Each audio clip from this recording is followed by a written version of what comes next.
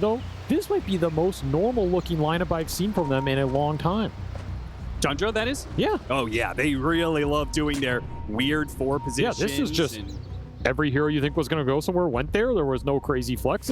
This is not Thompson on the mid-Phoenix or something crazy, you know? It's no mid-Rubik, which he said is very good. Not in this case. He doesn't want to have the big tether steal, I guess. I don't know.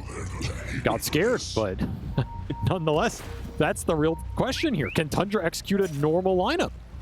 Is that in their wheelhouse? Dare I say it? It's actually a fair point. It's a fair point whenever you talk about any Thompson team.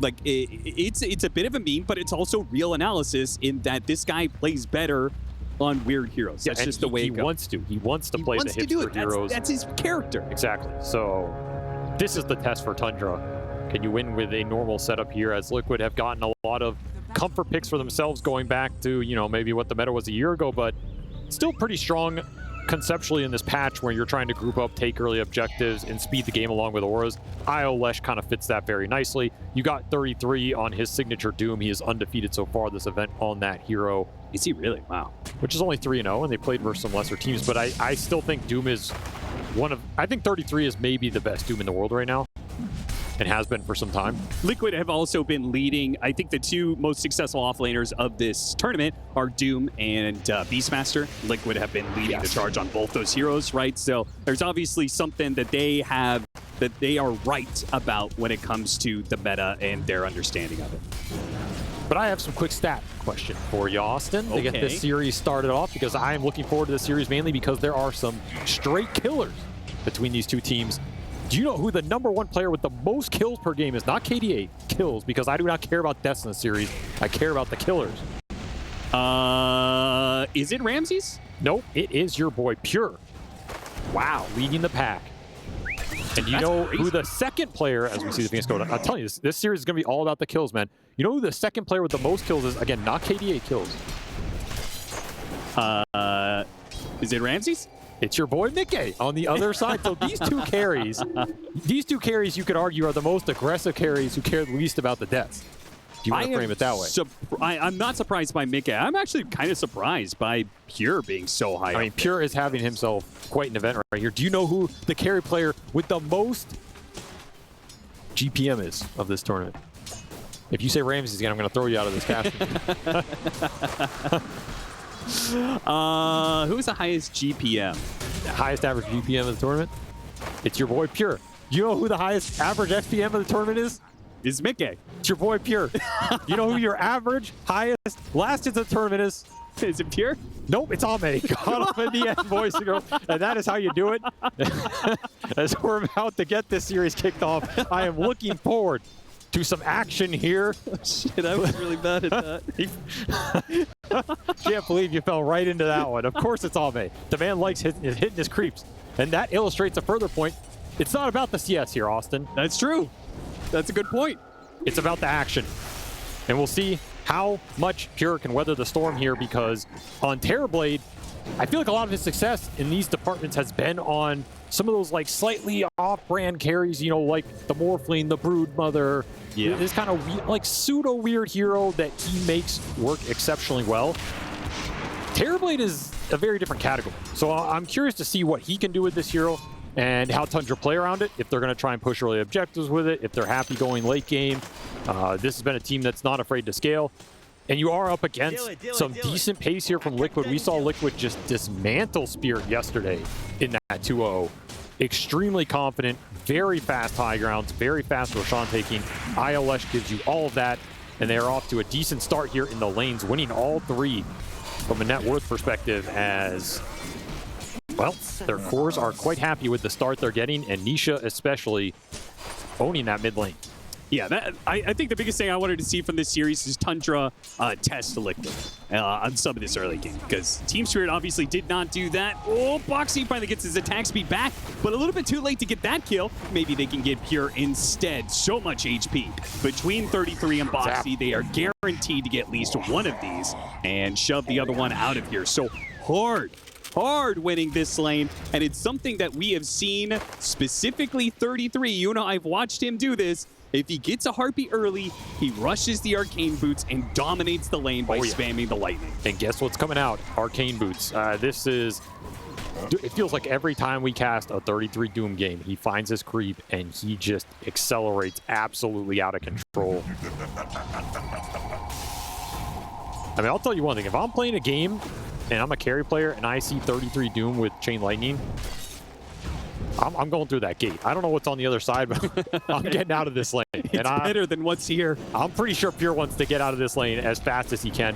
Because not only is it the Chain Lightning the most efficient damage build, I think, arguably level 1 in the game, he's first Terrorblade. One of the most susceptible carries to early nuke damage. Yeah. This is just brutal. There's no way you're winning this lane anymore if you're Tundra. You need to mitigate the damage at this point. And you have Io, who... just even more mana. I mean, the second this Arcane Boots hits this lane, it's completely over. I would not be surprised to see Pure just go jungle here.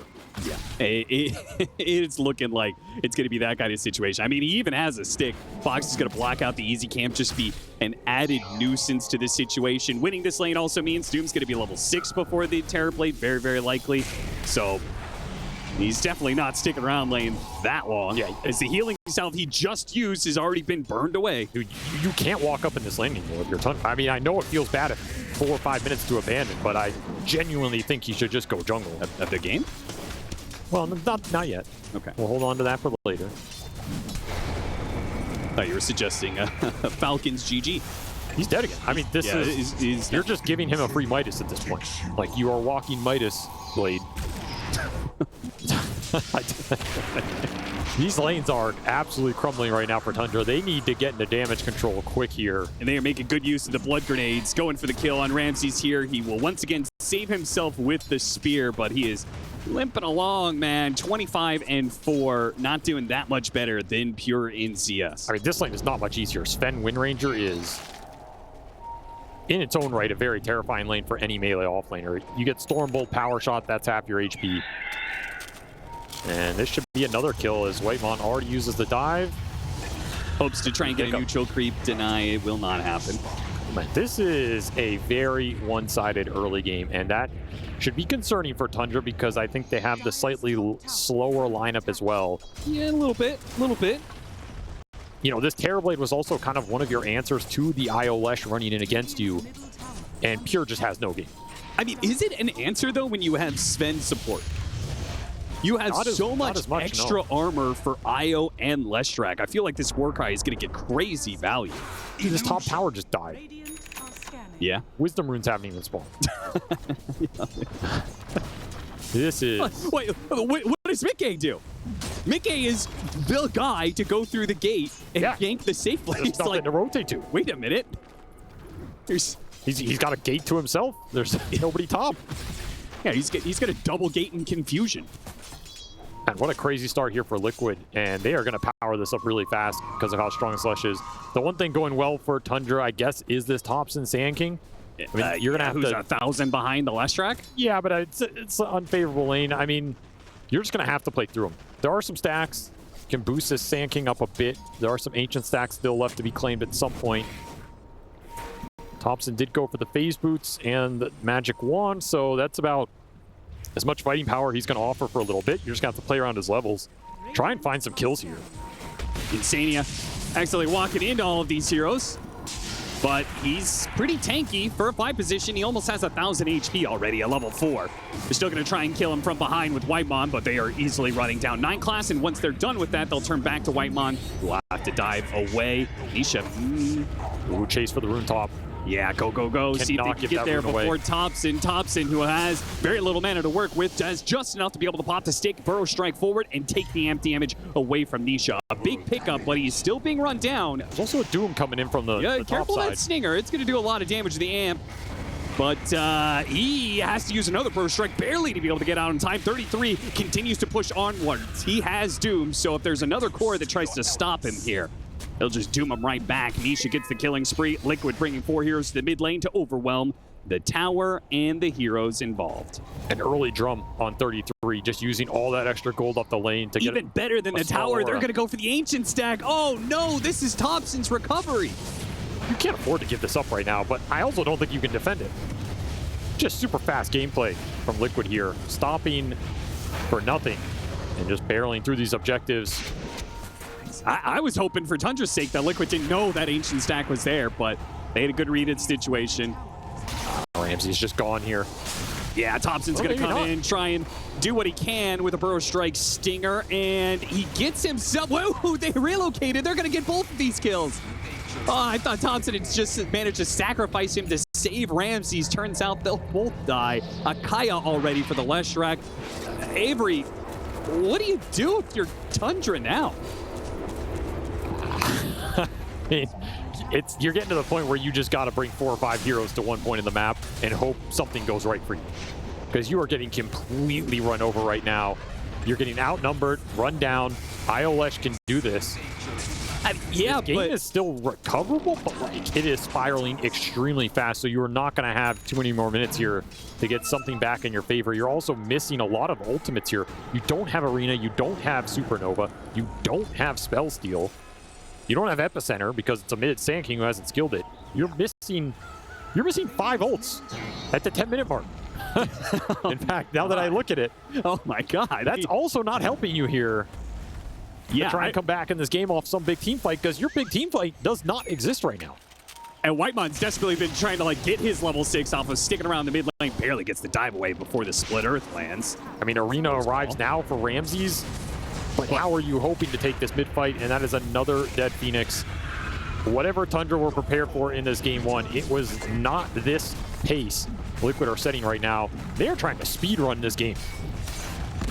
I mean, they're going to speed run their way to the upper bracket finals at this rate. Because they had that fast 2-0 against Spirit. Yeah, nobody has been able to stop this team. I mean, is this just what happens when Nisha plays pubs? Like he discovered Leshrac was still a hero. Somehow he is more farmed than the Doom, by the way, which is insane to me. This is a 3-0-4 Doom who had multiple kills on lane, a free tower last hit, has gotten to farm a lot of camps with the early Harpy creep, now transitions to the Hurricane. That's some extra armor for the team as an aura, plus a little drag back. You throw an IO Leshrac running at you with Pipe and Warcry. I just do not see how Tundra are going to have the damage to cut that down. You don't. If this Pipe comes out, Liquid are automatically winning fights with that. Tundra need to get this Sand King blink up. I mean, it was a blink. Now Thompson's just thinking about Shiva's. I mean, Veil makes some sense here. It's a comeback mechanism if you can use your huge spells to get a team fight going. Yeah, what's the point of starting a fight if you don't actually have the damage to back it up? Yep. I guess. There's some truth in that. You can also just rely on the blink on the Mars, right?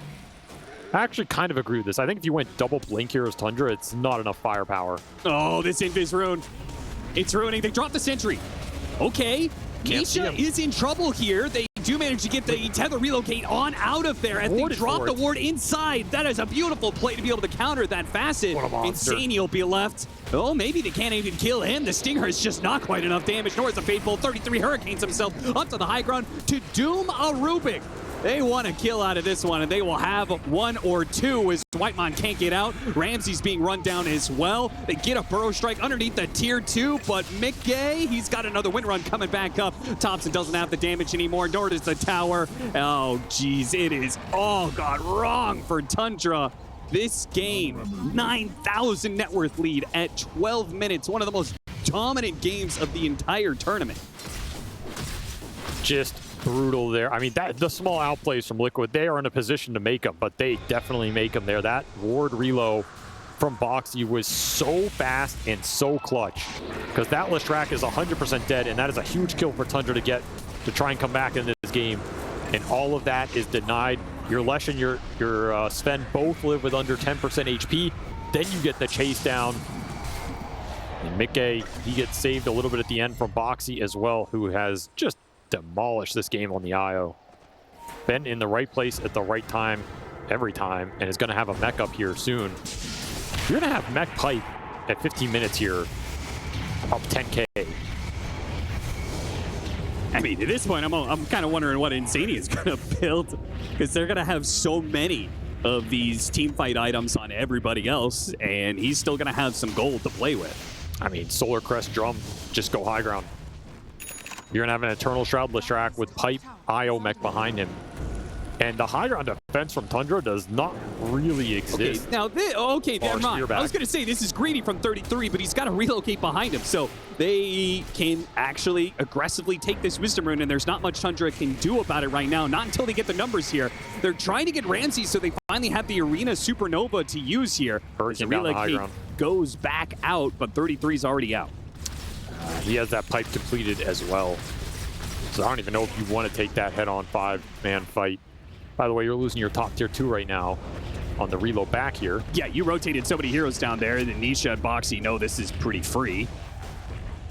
Did get level 4 power shot on 9 class. There's a lot of extra burst damage. The Slash is still killable right now, and the smoke gank is heading towards him, but you don't have the blink dagger on either core, so your catch is pretty limited. But you need to connect on something. They're going to run into the IO first, which maybe is good to stop. Well, he already had relocate on cooldown, so maybe this is not good. Because obviously they would much rather have the Leshrac kill in this situation. Leshrac has slipped out of 9 class's grasp. Yeah, they really want to niche there with the 5-0 streak. Did get the Courier, which had the mech recipe on it. So that's going to delay the mech here for the IO for a couple minutes. Not too bad. That's some decent value. Lightmere going to be done very soon for mid-game when you have this kind of net worth advantage and you have the global capacity of IO Lesh.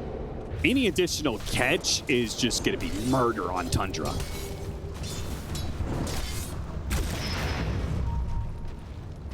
There's just super fast gate movement. They are looking to bait this Doom out bottom, and if nobody bites the bait, maybe just dive.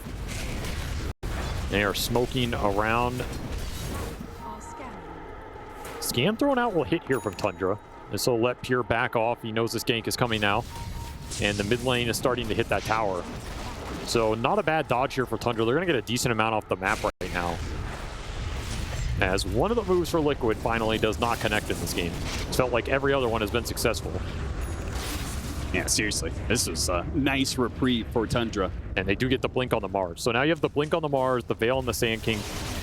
If you can somehow connect all of this Wombo combo, you know, bring down the Leshrac off the initial go, there's some hope there. You can win a fight. I mean, you still have to get through this pipe and some of the IO heal, and the high ground has come at 16 minutes. I hope you had enough time to prepare. Gonna need one hell of a spear back here from Ramses. He throws his first one out there, just as harassment, but I mean, they are very clumped. They are. Do you have the AoE spells to be able to punish them for that, though? They have Supernova and Epicenter. I mean, Liquid are giving you 3-man arena. They do not fear it.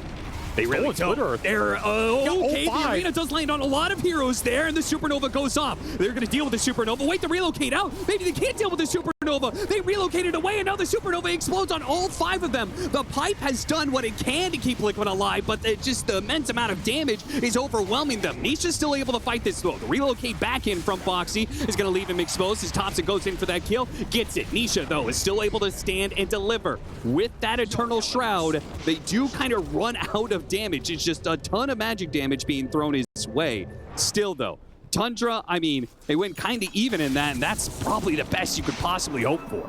And that is the best you can hope for. You get a Supernova off that had no business going off. You get 5-man arena. I mean, what more do you want there, right? Stolen Splitter from 9 class also did a lot of work. This will finish up the Vessel for the Rubik.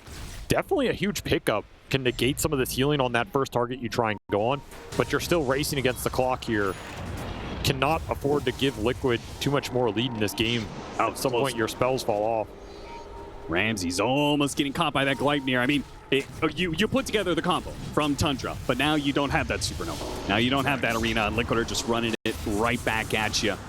And I mean, it shows you the confidence of Liquid around their auras at this point in the game, right? To just give them that clump.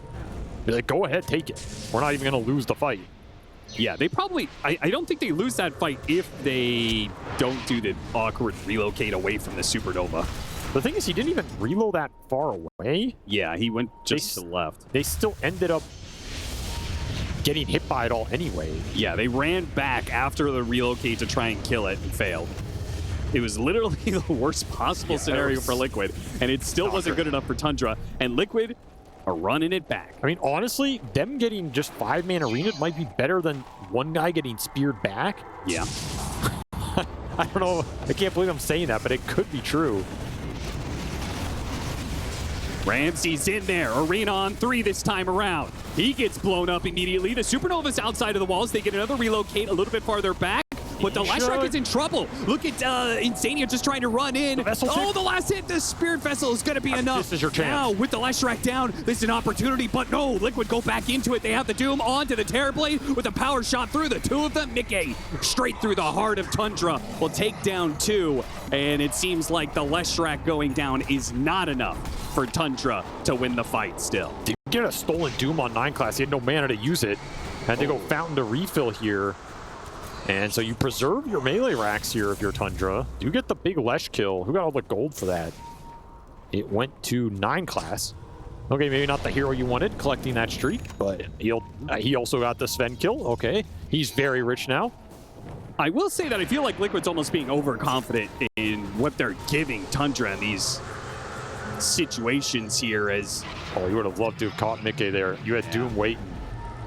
I agree. They are really just begging Tundra to go on them.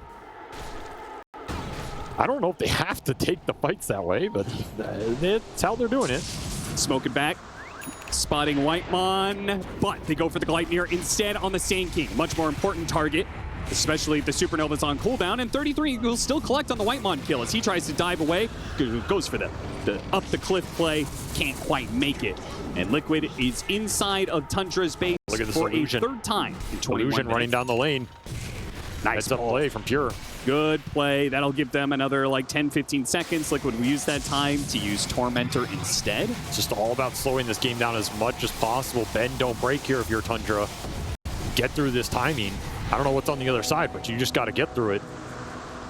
And the upside here for Liquid is if you just force that 5-on-5 where they commit all the ults, you just run it back. You don't have epicenter.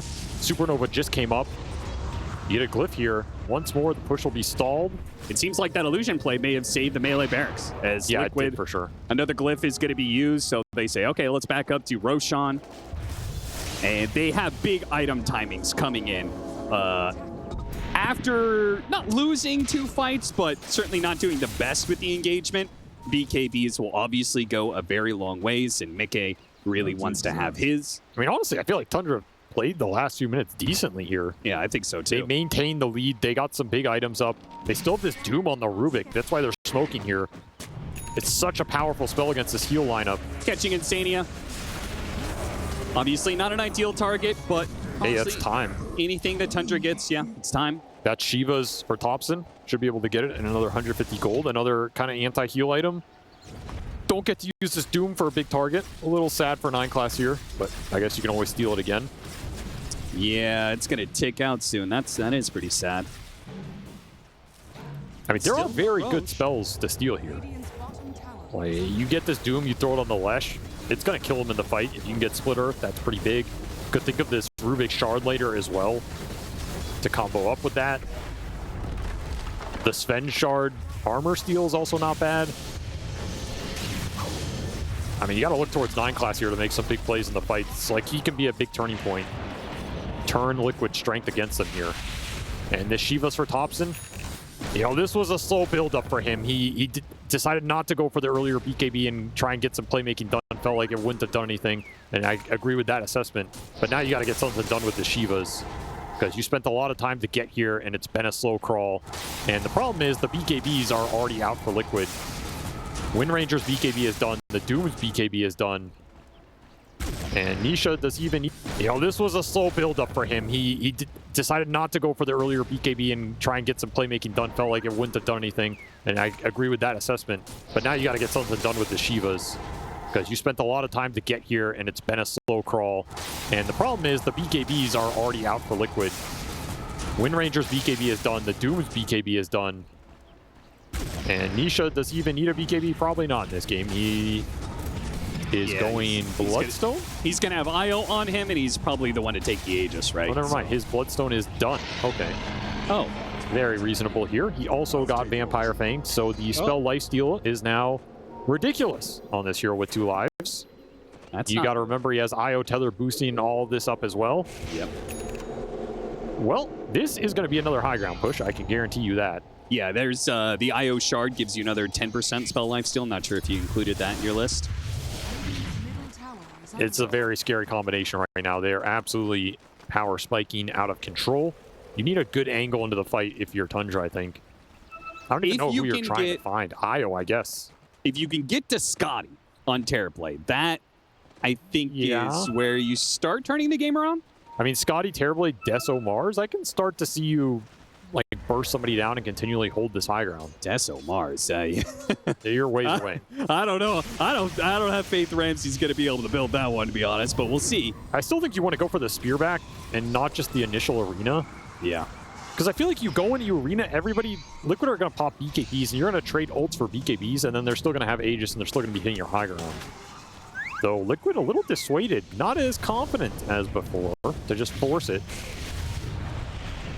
They just got all of these items, so I can't imagine there's... I wonder why, in a way. Yeah. Like, if you were willing to before, surely you're willing to now. Maybe something about that setup top just wasn't favorable. Rather go mid-tier 2 first, claim a little extra gold, look for a lingering hero. Of course, you're not losing anything right now. Still have some time to work with here on the Aegis, 3 minutes.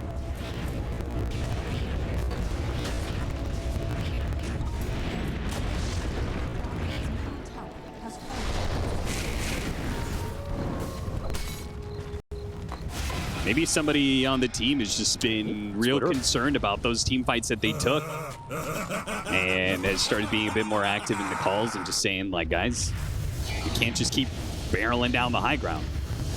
Gotta throw this game. But if you're not gonna go high ground during this Aegis, then what's the plan? Outfarm them, outscale them. Do you outscale? Well, 33 is quite familiar with that playstyle. Yeah. He's going back for the Midas. His Shiva's is completed, I think. Flying out on Courier. Mickey has been pinging Pure's placement this entire time. He seems to have the read that Pure has pushed down this lane and is farming up these Ancients and use the Gleipnir on all the illusions. I mean, this is a solid play by Pure. He's getting a reaction, buying time for himself, trying to get to this Scotty. Yep. Brings a lot of Liquid back to this side of the map, not really where they want to be. Swiftly out so let you reclaim your triangle, allow Whitemon some time to de-ward. Try and get a good ward up for the next fight. I honestly don't feel like Tundra have played from this position too poorly. Yeah, if they would just weren't so massively in the hole from the laning phase, then I think they actually be winning this game. They just got crushed in that first 15 minutes. Yeah, it's just been a near impossible uphill battle for them that they've just barely managed to survive for so long. I would seriously think about this Rubik Shard. I mean, 9 class went for the blink, but when you get this split earth as much as he's getting, that is a very nice high ground defense tool. Well, minute and a half left. Liquid, if you're going to go high ground, it's got to be through this mid lane. I don't think you want to run back and deal with these lanes again. But you're pushing into Sandstorm, so we'll see how well Tundra is able to poke at that nice spear back. Are they going to give up this Aegis? They're going to try and tether him. They're going to tether him and heal him back up. Vessel expires. They throw another one on him. That's the last Vessel charge. Big tool to give away here. Didn't get that burst on the Lesh, even with the spear back. Gotta look for something similar, though. Make Liquid chase into your AoE. They'll choose not to go into the Sandstorm and just go top. Switching lanes. But not getting any permanent damage here as Tier 3's getting chipped away. Reminder, they also didn't take that melee barracks bottom either, so... Where's this relocate going? 28-minute Wisdom Rune. So now that's on cooldown with the Aegis expiring. Tundra have weathered another storm. The hold continues here. Inching towards these big items. That's Scotty. 300 off. for Pure. The anti-heal items adding up.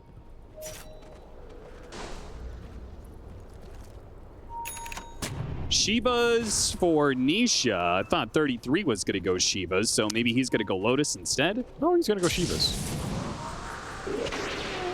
Surely you don't double down on Shivas, right? We've seen this before. I think Doom is one of those heroes you can argue it's okay on because he often just goes on his own target. And this hero does one in armor item. It's pretty high value. Like AC is useless on this hero. You can go Lotus Orb, which we sometimes see 33 do, but this is not the greatest Lotus Orb game. There's really nothing to prevent here. I mean, there's Thunder. If that allows your Leshrac to be able to man up on the Are you worried about Thunder? I feel like your idea is Mickey, this Wind Ranger pick's designed to just go in, BKB, focus fire the Terrorblade. It's like 100-0 matchup. It gets rid of Vessel. That's actually better than Thunder. How about that? Dispels Vessel. Well, he has no Vessel charges. Well, he'll get him back eventually. Even if he has to kill himself to do it. Aghanim Scepter for the Wind Ranger. Tier 3 item. I'll just say, for good or for ill, there's definitely a difference. Like, Game of Gladiators would have just jammed this and tried to end the game already. I'm surprised Liquid didn't. It felt like that was their idea this entire time. I don't think this is necessarily a incorrect play what they're doing. It's just a difference in style. And it does mean you let Tundra kind of dictate when the fight happens, because now Tundra have hit their next set of items. They have the Scotty Terrorblade. They have the Scotty Terrorblade, which means... yeah, there's nothing else, but yes. Which means they're instantly smoking with that item. They're using all of their gold to take this next fight, whereas you might have a lot of gold or uncombined items on the side of Liquid. That is the small downside of letting this game drag on a little bit. And they're going to run right into the He's going to walk into him. Blink. Oh, blink for blink. 33. Got to get out now. Stays one step ahead of Ramses. Will try and TP out. 33 spots him. Can't get the stun in time. Not going to catch him in time. Okay. Relocate forward. Just a desperate blind jump. See if they can find anybody. They don't see anybody yet. There is Pure out on the map here who has his teleport on cooldown, but I think he's fine. He's going to get greedy, though. He wants to summon some more illusions. Like, you don't want to go back to base here when you know Liquid are probably going to vacate the area. Summon an illusion, go bottom, push this lane in. Got to keep stalling this game up. You are losing net worth lead. So again, I don't think Liquid are sad about these periods. They're continuing to scale, build up more and more items. This is not a lineup that has any issue going late game either. Yeah, certainly. I mean, it's a Terrorblade that is going to have to carry the late game because I don't think this Mars is going to be able to assist you in that regard. We've seen how Sand King starts falling off the later the game goes as well. So it's going to be all up to Terrorblade. And I think Liquid's lineup is very good at being able to deal with one hard carry. I mean, that's kind of Doom's specialty, right? I mean, Doom and Wind Ranger. Isha, oh no! Oh, no, no, no. It doesn't get worse than that. That is quite bad, I must say. Just took out the carry, the mid, and the Tormentor, and are going high ground. Oh, my God. Well, Liquid really didn't have to force things. It seems the opportunities will just naturally present themselves. And it presented itself with an Invis rune there for Nisha. Liquid have played this game to near perfection, and almost nothing has gone right for Tundra. Not even sure what you talk about going game 2 other than we need to not get steamrolled and die on Tormentor, guys. Yeah. It's pretty annoying because Liquid going into this game, we talked about how all the upper bracket teams actually had the lower hero pools of all the teams at the tournament.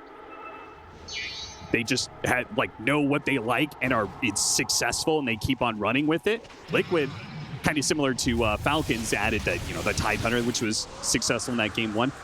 Liquid adding in this IO Lesh, bringing it back from the dead. It's still a good strat. Maybe it's 10% weaker on numbers or whatever, but it still does what it's supposed to do. And if you don't have good answers to it, it just rolls you over.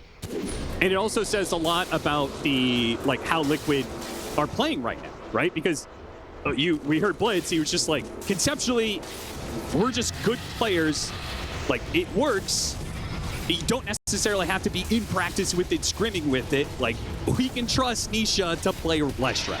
Guy's done it a billion times. I mean, I don't think IO Lesh is also the most complicated strategy of all time. No doubt, no doubt. To be honest here, they also played it a lot in that previous year. Yeah. That'll give him the Roshan here. By the way, that was a BKB that arrived for the Wisp. Just to point that out. Oh dear. So now he no longer has to drop wards inside the arena. He could just walk through the walls. Yep. I mean, he's just going to sit on top of Nisha, right? Yeah. This is our Arcane Rune Leshrac, who has backpacked his Eternal Shroud because he now has Aegis. Has his own shard for the extra stuns. Shiva's now done on the Doom, so you got some backup there. For Tundra, you did get to the Desolator on the Mars. All in service to imbalance. Insania's going back for another pipe.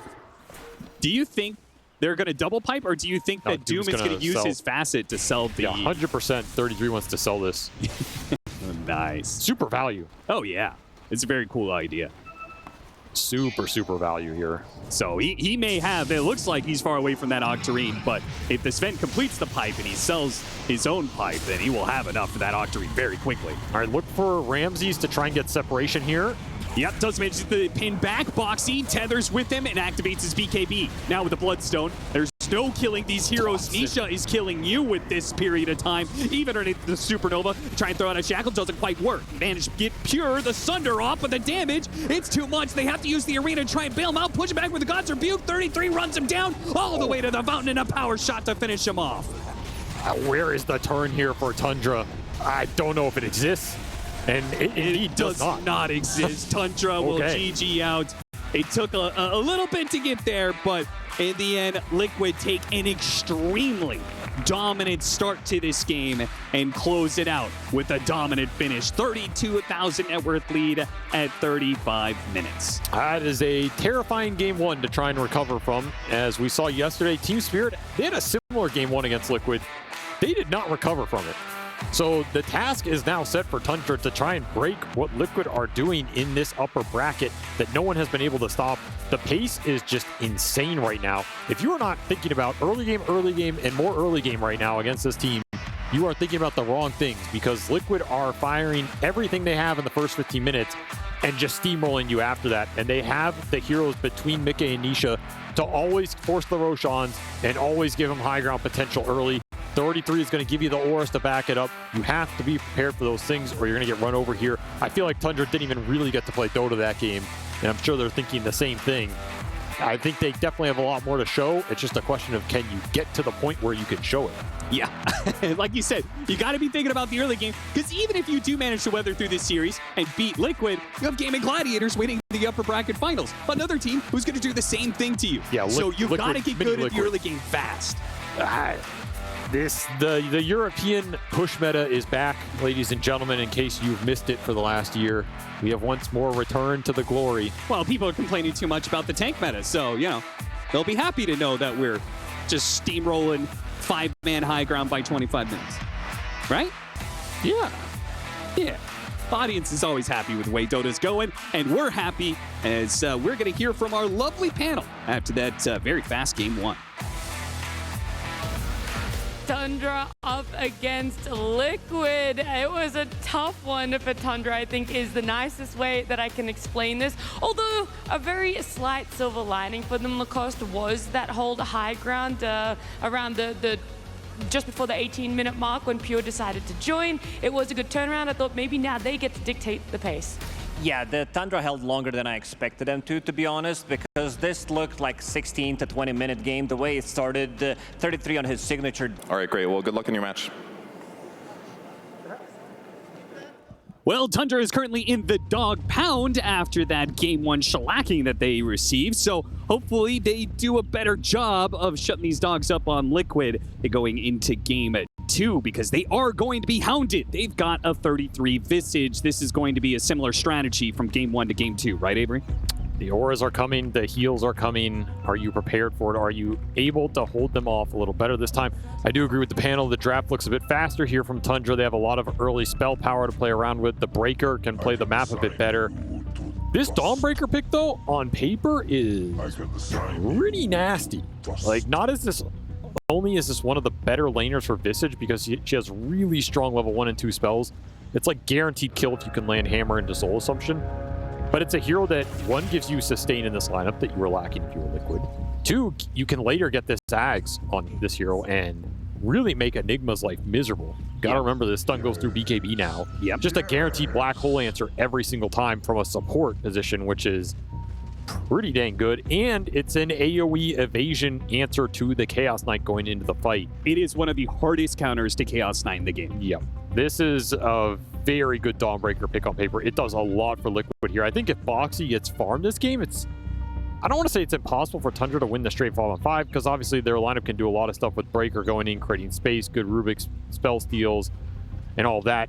Black Hole can always have impact despite you having answers to it, but man, on paper is this Dawnbreaker pretty scary, and it's not a hero that has been seen a lot this event, so maybe you're not thinking exactly about what it can do here for Liquid if Boxy does indeed find the net worth. I'm glad we're aligned on that regard because I thought this Dawnbreaker pick was really nasty from Liquid.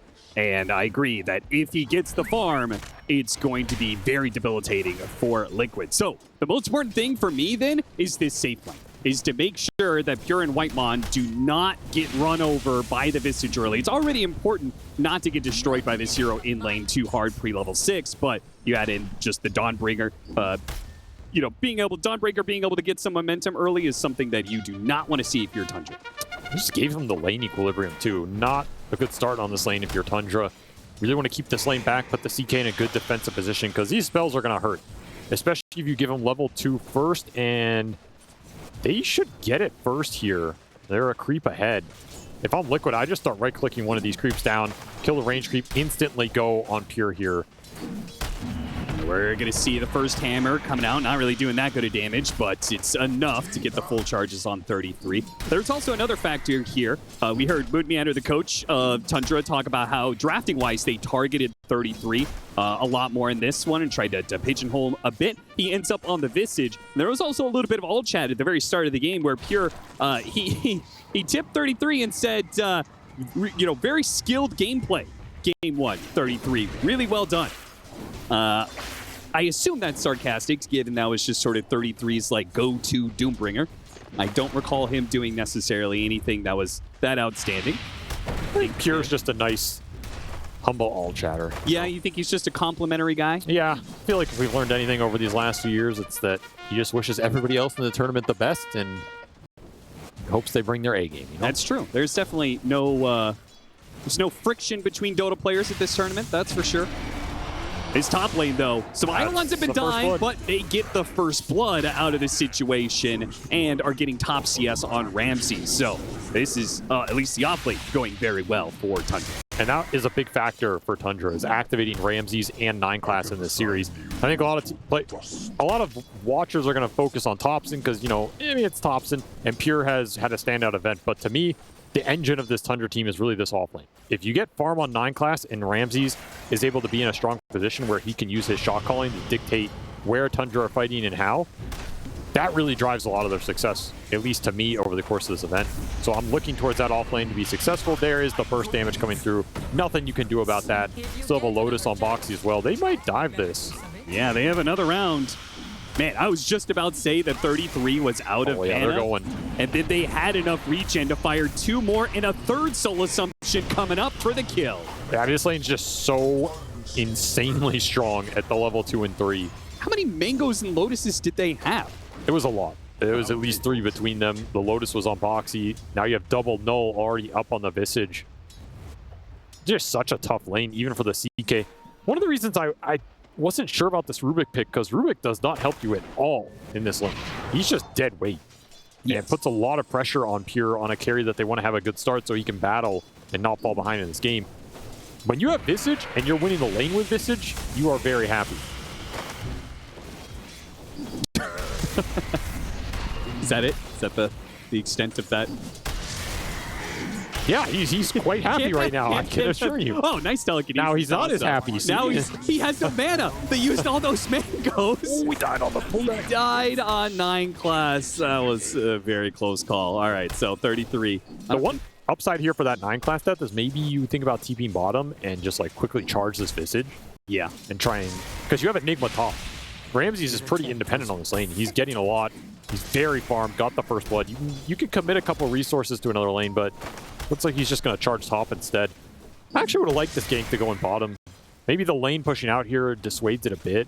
And of course, you know, this charge connection isn't guaranteed, but it's pretty close to guaranteed on this lane. Something to consider. Let's take a quick checkup on the mid lane because Nisha has played this matchup. He played it both times against Laurel, and he really destroyed that matchup. The Tiny versus Sankey, he did very well. It seems like Thompson is faring better than Laurel did in this 1v1. He's doing solid on the lane. I think he's doing better on the lane. We'll see how the game progresses for him because there were a lot of problems in that matchup for the Sand King in that other series that went beyond the lane. Yeah, it's not like, you know, Laurel hard lost the lane or anything. It was definitely bigger problems there. Charge on through. That hits 2 of them. Nice bit of harassment there from 9 class. I'd like to see Tundra make some of the first moves this game. They got outmaneuvered in that game 1 really hard, and it hurt them. Because you just start falling behind, then those moves become even more successful for Liquid, and then that snowball just hits you even faster. Especially versus certain cores like the Razor or the Visage. These are 2 side lane cores that are pretty susceptible to number ganks. There's not a lot of turnaround. Like, you're going to throw 1 nuke, but you can just commit on them. The armor's pretty low on these cores. Instead, you're just kind of playing these lanes straight up, and I think Mickey's pretty happy with this, that he's not been ganked. The Visage is definitely happy about this. Can definitely out-CS them a bit. I mean, Ramses he's putting on a clinic up here with the Eidolons. 37 and 14 on that Enigma. No joke. They'll rotate Thompson down here. See if they can clear out some of these Eidolons with the Plasma Field Dual Breath. Get a couple of them. Actually, most of them. And that move for Thompson, just not successful. And I don't think it's on him to make that rotation. I think it's too telegraphed. Nisha's always going to be pushing the wave in with the crash landing here. Can either rotate the support top, you can rotate the support bottom here if you're Tundra. Maybe Liquid are going to look to do the same. Sania could be thinking about his own gate rotation. Nonetheless, the battle damage continues. on 9 class. He'll start charging away. Ice Path, it misses. He hit the Ice Path. Nisha might still be able to get the kill, actually, with that avalanche. And then a toss back, or a toss on, rather, for the crash landing, plus the neutrals. Nisha will take that. There was the Rubik rotation through the gate, but a little too late. Unable to take advantage of the Eidolons pushing in that wave, and doesn't feel like Tundra got the most out of this advantage they had with the Enigma being super strong. Haven't really been able to connect a kill onto Mickey, which is who they wanted, and now he's almost 6 on this Razor. Gonna bring the Breaker back top again.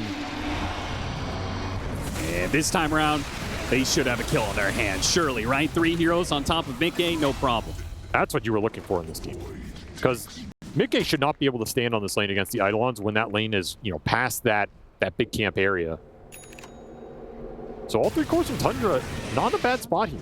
Much stronger early game for them. In fact, they hold the lead at 8 minutes, which I don't know if they ever held the lead in that game 1. Yeah, I don't think they did. Boxy, a little bit of the downside of this facet. The shorter range, not getting as much work on this Chaos Knight in that opportunity there.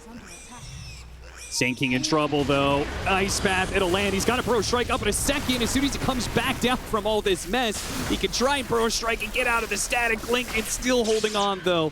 Around the corner, and a Centaur stun on 3. Well, thank you very much. Still, though, you have the toss. Fortunately, Thompson has invisibility, so won't be able to finish him off. And Sania's actually stuck a whole heap of Eidolons here. Coming around the corner, a toss that does do the damage. Can't be surprised by that. You just can't. Early drum for Ramses. He's already used like half the charges. Gotten some good value out of it. 33 gonna be dope by Thompson. And ooh, that was some fast damage. Damn. I mean, this Sand King Visage matchup should still be very good for Sand King. That's maybe the one upside here of the core matchups Tundra have going for him. I feel like that Sand King, he didn't have really good targets to fight into early. Like, Doom is just, what are you doing to this hero, right? And he just buys pipe and you feel sad. Visage, at least you can mess with his birds, reduce his damage output. He's not bursting you as fast. Ramsey's been getting away with too much here. And Liquid, they make the move to try and shut him down. With a 3-man smoke, it's rather effortless for them. Big rotation. That's the most farmed hero on the map right now. Black hole available. Getting him off the map feels nice. And Ramsey's, he's falling a little bit behind on the levels. I think he would like to be at least 1 or 2 levels higher here. Get those Eidolons powered up. Instead, the ganks have hurt him a bit. Forced him off the lane. Nisha already level 9. Thompson going to match him here. And a stolen level 2 Avalanche. Charge to break that, but now it means there's no charge away once Mickey gets on top of him. Epicenter, Thompson trying to crawl forward. Does manage to hit the Burrow Strike, and Mickey, he's going to get low here from the Eidolons, and Will dies. Ramsey turns around, throws out the Black Hole, only latching onto Dawnbreaker, and with Nisha coming in from behind, it didn't matter anyway. An Avalanche stops that Black Hole, and Haste Rune allows Nisha to keep on trucking. He's got a toss, and he's got big, heavy rock fists. Well, I guess he no longer has the movement speed. He's going to have to rely on another toss, perhaps. They keep the vision. He can throw Insania or the Boxy Dawnbreaker to get that kill. Take him out. More assist gold for Boxy, working towards Arcane Boots. And, I mean, Tiny is definitely rolling in this game. Pushes himself up to the top. 3-0 and 3-star for Nisha, already almost level 10. Looking towards that next Power Rune and a Blink Dagger. It's going to come out at a very strong pace here, considering it has Treads and Soul Ring. Stacking from the birds, very efficient. We'd expect nothing less from 33 here. See how they cleared through it, because they don't have the best hero to do the ancient stack anyway. Obviously, Tiny is very good at dealing hard game stacks. He's going the Maelstrom build. So this is actually the build that I think is the most interesting on this hero. Is you can go Gleipnir or Mjolnir. I mean, you're likely going Gleipnir, but you get this AoE Soul Assumption, and it procs on everything, including illusions. So, and also including like Eidolons. Yeah, so if you get a massive AoE Soul Assumption, or Grave Chill in the fight, on multiple CK illusions, random other units, you hit 9 or 10, you basically have like max attack speed, and this Maelstrom goes hyper ham. It does mean you're not going to have that fast pipe against us. No, that is the trade-off here. Is the auras are going to be slower here from Liquid. They're trying to scale with the damage output a bit more, maybe recognizing that they are not just going to roll this game over. And in that sense, according to Moon Meander, have Tundra stop the barking. Yeah, it's getting a little quiet in the Liquid booth.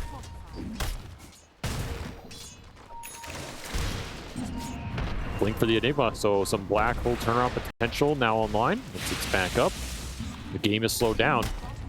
Probably feeling good for Tundra after that game 1. Like, hey, we actually get to play the game this time.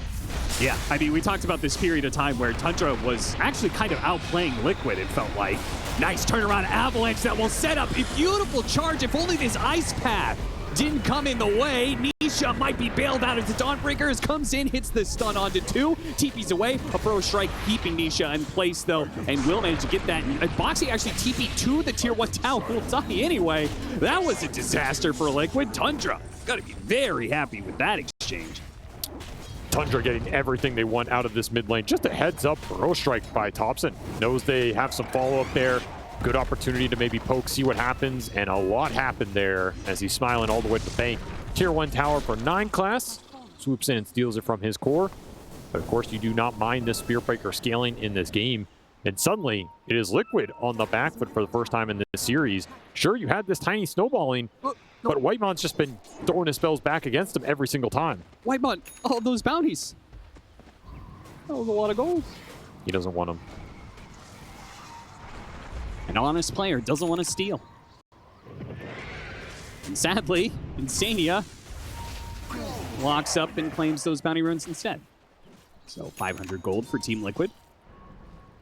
A lot of Maelstroms. So we're going to get Maelstrom Razor and Maelstrom Visage at the same time. Liquid just gearing up to scale. Very different idea this game than that game 1.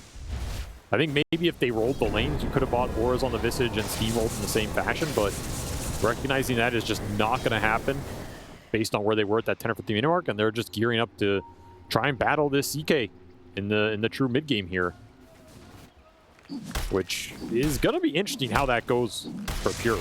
I think if he eventually gets to a point where you either have like a heart build trajectory or a BKB trajectory where you're gonna be immune to a lot of what Liquid are throwing at you, that's a scary time for 33. You get rifted into this chaos lane, you're just gone. Still stacks continue for Liquid. The economy must grow. The ancients must flow. Austin.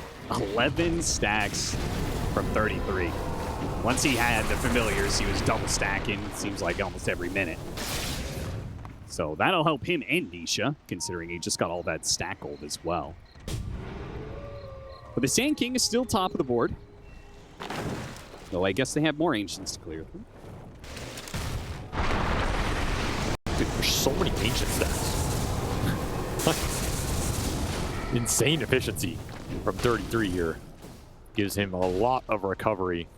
A lot of acceleration for this Tiny. Neck and neck with Thompson, who is going kind of a hybrid, you know, Shiva's Bloodstone build-up with the early Veil into the Bloodstone, then maybe back for the Shivas later. Just trying to tank up as much as possible. Be that frontline threat. Yeah, to give the space right for Pure and Ramses to operate. You want to be able to give him the opportunity to see a lot of heroes get good black holes. Quick blink back from Nisha at the first sign of danger as an invasion comes in from Tundra and kills Insane. Nice little pick off, another nice spell steal. And you don't really use anything, so you can just keep looking for these. Let the Breaker and the CK clean up the lanes while this hit squad makes its moves. And this is going to be dangerous. Spirit Breaker, when you're on the back foot, any vision could lead to more kills. And you could see Liquid are actually trying to bait out a little bit. They go for the kill onto 9 classes. He goes D-warding. Trade a life for a ward. And a toss steal for the Rubik. Just looking towards BKBs here if you're Tundra. You get the Enigma BKB. It's going to be out way before Boxy may be able to punish you there. Yeah, Boxy is going to go for a mech. And we're going full-out Gleipnir for 33. So we're just flat out not going to have a pipe for a very long time for Liquid. Yeah, the thing about the Solar Guardian before you have the Ags is you can't... Like, you can throw this on when the Enigma goes in, but the damage might be done in the early fights by people just dying in the black hole before you're able to stun him. Well, that is certainly annoying. A smoke down lane gets spotted as Thompson breaks the smoke, and it's the Eidolons walking down the lane. Hitting the tier 1 reveals all the Liquid heroes in vision. Liquid not going to get much for this. Tundra. It's an even net worth game, but it does feel like they are happier with the current situation. Liquid just hit some big item timings. Gleipnir done on the Visage. You got that Echo Saber on the Tiny. Your Razor is quite farm. I think Mickey would be happy to join any fight as long as he's not the first contact. Be surprised if Liquid don't try and make a smoke move right now and look for some initiation off of Nisha just going in and setting a fight up, and then you have Solar Guardian to throw in on the back of all of it.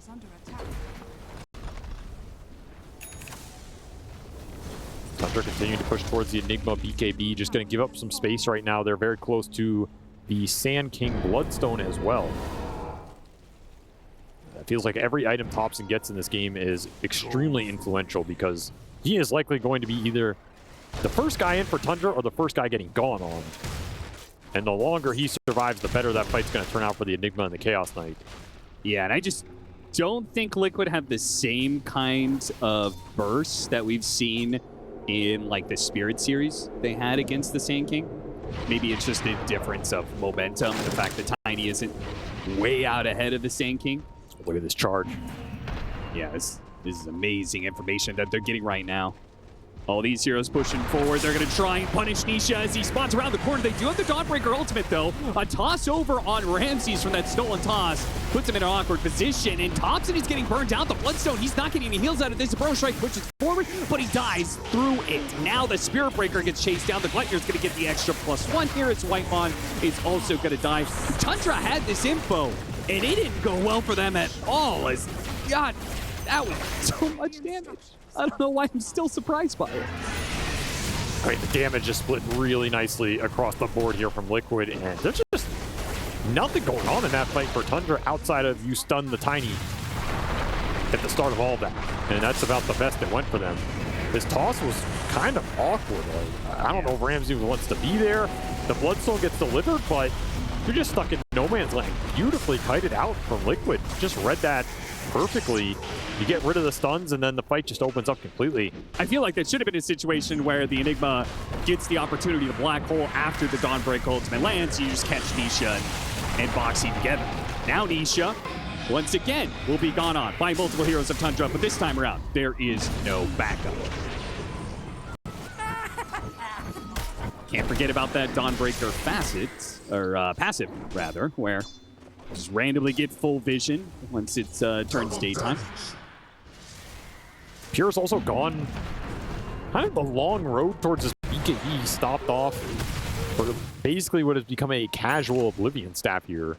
Yeah, I was like, you're going to put that Echo Saber together, right? Or Orchid, but he hasn't gone either route, which just means kind of some dead net worth until he gets this BKB and turns this Oblivion staff into something later. I mean, it's kind of a farming tool, right? Because you need the mana regen to use Phantasm all the time. Is that the thought process? Yeah, I think Oblivion staff on this hero makes sense. You have some okay options. He just didn't want to hit like that faster timing that Duraccio likes to do with the Chaos Knight, and just he's focusing on scaling the bigger, better items. I mean, you've seen some people go Mage Slayer. That would have been another route here, but if you want BKB in this game, it doesn't really make sense. So he does have the BKB. He's ready to fight. This is a very strong timing for the CK. Just go in the fight BKB. If you don't get Razor Link, you're going to demolish some heroes. What do you make of this next item choice? 33 is thinking about Boots of Travel. Are they trying to outmaneuver Tundra with between the Dawnbreaker and then a global bots hero? I think they have a pretty good idea that they are going to outscale Tundra here, with the Dawn eventually just becoming too large of an impact in the fight with, you know, Greaves, Pipe, Ags, Dawnbreaker. It sounds hard for Tundra to fight into. That's the biggest concern right now. So if that's your game plan on the side of Liquid, yeah, just gear up for it with Boots of Travel on the Visage. You can boots around the map, boots to the birds, you can do whatever you want. The extra move speed in the fight is honestly not bad either when you're kind of playing this AoE Grave Chill right-click build. Definitely not as tanky, so there's no world in which 33 wants to be the one getting gone on. But he has Tiny to do the heavy lifting for him in that regard. Yeah, Tiny Hero has multiple lives. He's got Aegis and he's got a fresh BKB. Tundra, they're not going to be happy if the next team fight starts with them going on the Tiny. This is way too much HP for them to wade through. Also, Austin, I have to say it. I feel like I have a neutral item rant every patch. Okay. What is this one? Grove Bow has got to go, man. I'm sorry. Like, at the point where Melee Tiny is taking Grove Bow, this item is way too good. It doesn't make any sense. There's no lore compatibility. Fix it, please. It's just too good, man. It's just too good. And it's not the first time we've seen a Melee hero take Grove Bow. No. It has been pretty frequent this patch. Yeah, I'm with you on that one. I mean, if it were Grove Club, okay, maybe I can get behind that. Sure, yeah. Throws it at them. This is just too much. Too much for me to take. Someone has to call it out. Hopefully that's enough to get Valve to update this item the next patch. They don't listen to our casts. You know that. Well, yeah. Only reason they gave us finals in the first place. That's true. Just didn't listen to us. This is a net worth loss on the Aegis for Liquid, technically. Not getting a lot done with this. Maybe they're okay with there's a lot static more game. time left on this Aegis, though. True, but can they really force fight? The only way you're forcing the fight on the side of Liquid is if you just push an objective. Well, I mean, if you think you have better scale, then do you need to? Well, that's what I'm saying. I think maybe they're happy with just trading this out. They're going to smoke the Tiny. I mean, the Aegis just serving as a ward off of potential Tundra aggression. It feels hard to run into this Tundra lineup in a way. Maybe you get a really good black hole. You have to go into the Sand King. It's pretty tanky at this point. You are pushing into BKB Enigma.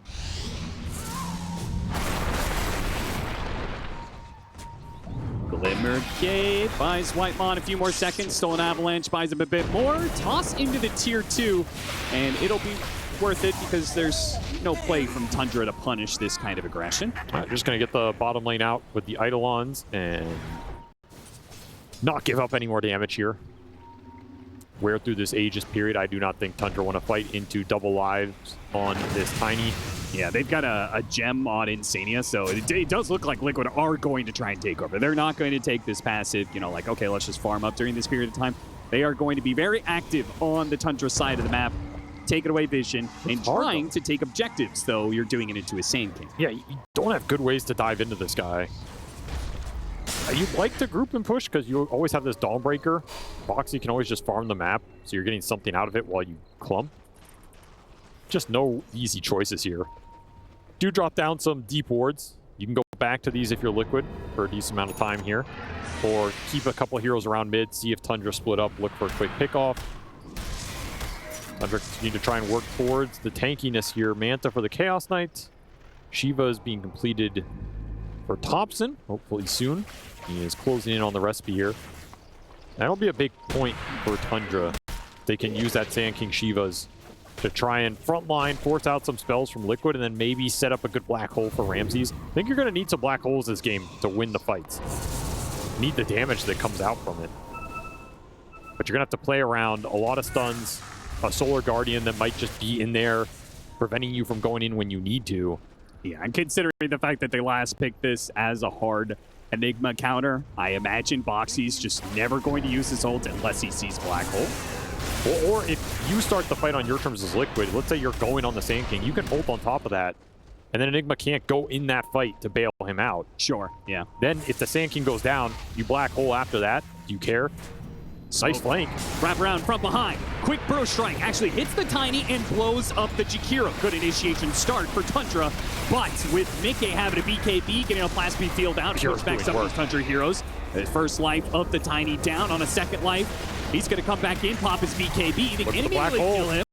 The Black Hole isn't going to be able to come in. They have to use the Dawnbreaker ultimate now. Now Ramses sees his opportunity. Oh, he got a it. three-man Black Hole to pull him out. Wait, Pure, he pulled Nisha out of that Black Hole. Maybe it's not so good. Pure almost loses his life in the process, will end up dying, but it's still looking okay for Tundra as they have outnumbered these four supports 3-2 and will be able to pick them apart. With the Burrow Strike stopping the TP away from 33.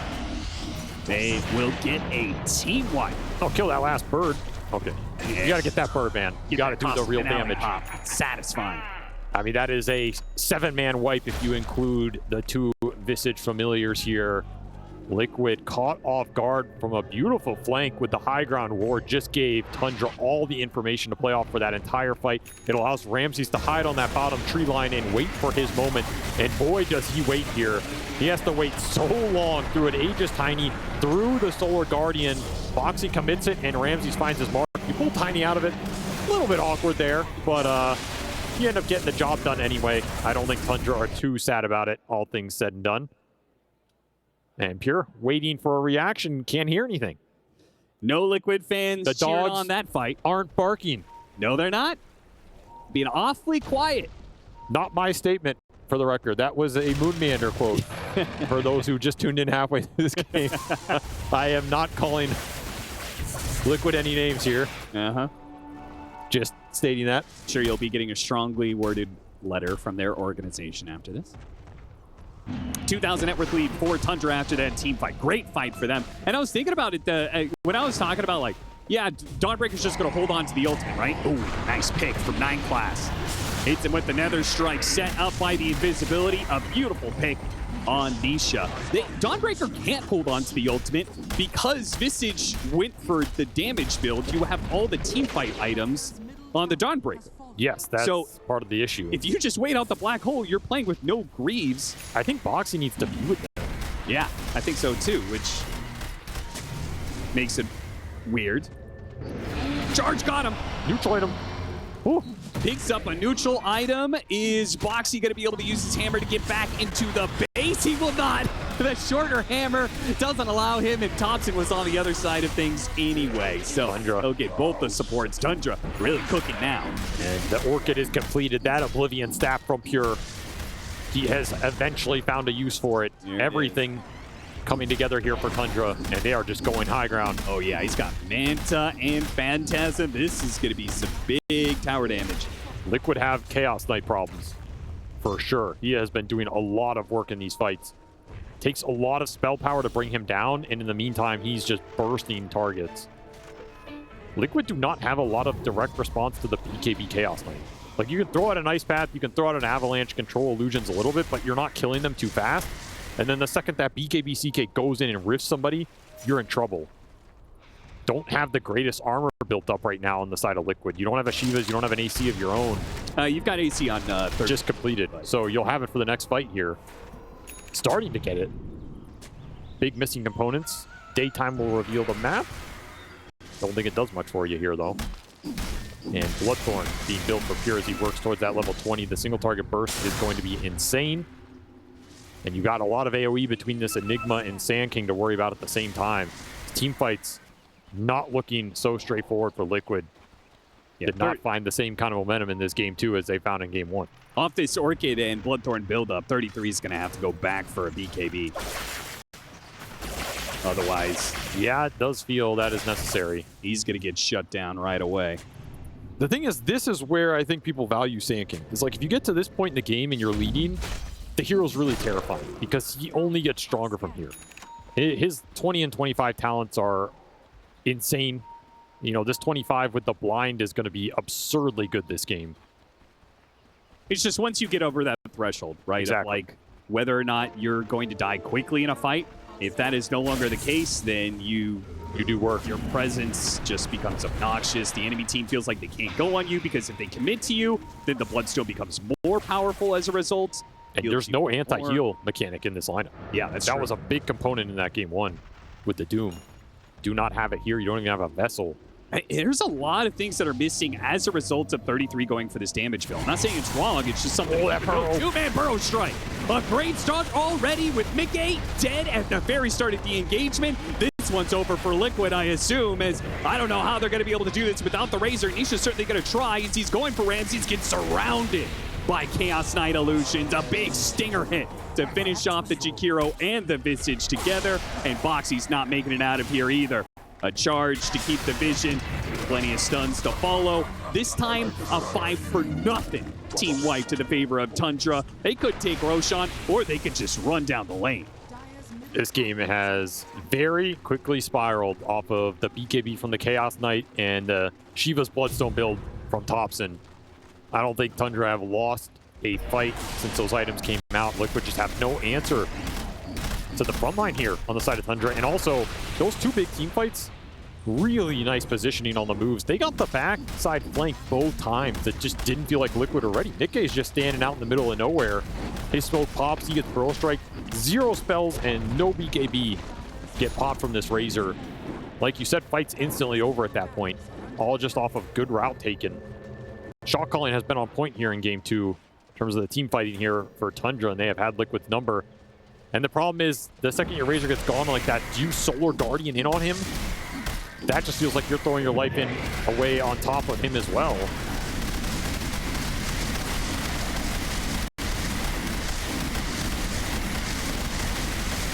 Tundra heating up. It's going to be an Aegis and a banner and an Aghanim Scepter done for the Rubik. Wow. 5 position Rubik. Yeah. Should note, I mean, I guess he's not really 5 anymore, but that is a solid Ags, because there are a lot of good spells to steal in this game, and he has been getting a lot of them. Yeah, I mean, now he can hold on to Avalanche, which is a great spell, but still fish for Toss or for, you know, maybe Dawnbreaker ultimately drops in or something like that. And Liquid have very limited backline jump. I mean, their jump is entirely this tiny. And he can only pick one guy, and as long as Tundra have good formation, he's not going to see Rubik. You're not going to see Enigma. You won't even see the Spear Breaker. Your choices are maybe to find the Sand King or the Chaos Knight. I mean, at this point, you don't really want to jump the Sand King unless you can toss him back into the team. It almost feels like Liquid need a Hex or something. So you can maybe present a threat of, I'm going to toss somebody back into an Insta-Hex and just burst them. Illusion. I guess you can kind of do it with Ice Path. It's okay. I think you still have to look for something like this, though, because just going headlong into Tundra right now is a death sentence. Yeah. Conda's almost done for the Tiny. That is a pretty big upgrade when he gets that, though. Obviously, way more items on Tundra with a refresher almost done for Ramses. This is the second time today we've seen this Tiny get shut down. And it does feel like this Chaos Knight has been a decent component in it. Yes. It's a hero that can push out the waves without being threatened. An extremely tanky carry that you usually cannot burst. And one that can fight from low HP if he does get comboed. Yes. Just BKB heal back up. It's an interesting matchup. Maybe warrants more research. One of the few physical damage heroes that can actually threaten Tiny when he's, you know, high level like this, high levels of grow. It's just weird because for a lot of time, my gut would tell me Tiny's good against the Chaos Knight from the perspective you have an AoE stun, you have crash landing damage, you have like these old dataless Ags builds that used to do a lot of AoE physical. Yeah, yeah. But this is not really what the Tiny's playing for right now. He's got Octarine, so Ramsey's like, whatever, man. Good job using your Greaves to cleanse out the Malefice, but I'm just gonna drop it. I'm just gonna drop it. Yeah, I mean, you take that every time. It's back up at 100. Didn't even cost you anything. Working towards refresher as well. Tundra in full control. Still 2 minutes on this Aegis. Here could start to look for something aggressive, especially with Boxy down. I don't think Liquid are going to give it to him. Actually, they're just out of the base. Yeah, they got... Oh, more... Fortunately, they had a bit of a heads up that was coming for them. Drops the Avalanche that otherwise certainly would have gotten them caught. They're still going to go for it, though. In 2-4s, they managed to get the Burrow Strike, kick off on Jakiro. Still no Thompson's getting shredded right now by Mickey, and Pure is also dead. Liquid lost nothing really for that one. They buy back on the Jakiro. He's going to come back into the Ice Path Macro Fire. So Pure has already taken a lot of damage. Now he's going to get tossed back even further. Oh, this is so bad. Pure, he turns around and kills the Jakiro. That's a dieback, sure, but Liquid have been gifted something. That was way too deep of a force. You gave Mickey the best fight of the entire game there. 6,000 damage from this Razor. Got a full duration Link ulti on this Sand King. Absolutely shredded his armor. And the second Thompson goes down. That fight is a free-for-all because you don't have this anchor you can fight around. And of course, you didn't have Black Hole to bail you out because you used it on Boxy top. Part of the reason you're going for that dive, but you have to respect the buybacks that can come out from Liquid when you pick off another support that starts the fight on the Jakiro. Not the type of engagement you were looking for. Throws a decent amount of gold towards the side of Liquid here. Gives them some momentum back in this game. Yeah, the initial kills are worth a certain amount, but then also Liquid just being able to get out on the map during this period of time where there's no threat of the Chaos Knight will add even more gold to their coffers. And it's helping them get to another round of items. We just completed the Conda, and now Nisha's going to be looking towards the Silver Edge. Boxy is halfway to his Aghanim Scepter. That was also an Aegis that had 2 minutes left. Like, that was easily a situation you could have just sieged barracks as Tundra. Maybe push Liquid into their base, wait for the next Black Hole to come up, and still get a good fight off that. Yeah. Instead, you kind of threw it all away here. You didn't even use the banner. Definitely a misstep here. Cost you 4 or 5k net worth, and an Aegis that might have gotten you a lot more. Might have even just ended the game. Breath of Life for Liquid. That being said, they have built up enough an advantage that Tundra is going to be back up. They're going to take control back of the map. I don't think Liquid, their scaling is not presenting itself. Like, you talked about the scaling that they're going to have happen. I think the biggest part is just like Visage is still stuck on the same 2 items he had before, the Gleipnir AC. I haven't seen the damage really tune up. Maybe with this 3rd item and level 20, it'll make a more impactful difference. But just from what my eyes are seeing, I haven't been impressed by the Visage carry so much. I think it's going to have to be items from the other 2 cores. Mickey and Nisha are going to have to pick up the damage here. And then you got to get the Ags on the Dawnbreaker. That's a big piece of this puzzle. You need this upgraded Solar Guardian to help you stand in that fight, give you the evasion versus the CK would be huge here. Boxy just cannot find the farm for it. Try and find the Rubik burst. Oh, interstruck by the Burrow Strike. They were hoping for the fast pick off of the Rubik, and instead it is so much worse than what they thought it was going to be. Still, Mickey, he's going to, oh, stolen Rubik. That one's going to be real bad for Boxy. Mickey trying to steal as much damage, but a second black hole is going to be put to use by Ramses. Toss up in the air. Finally, Whitemon does go down as 33 was able to bail out Boxy there. They pick up a gem with the buyback coming out from the Tiny. They have to back away from Tundra. Tundra winning that fight, but do have to give some respect to Liquid on the buybacks. 2 black holes for Nisha's buyback and Boxy's buyback. Well worth it here. Now you just wait for your cooldowns.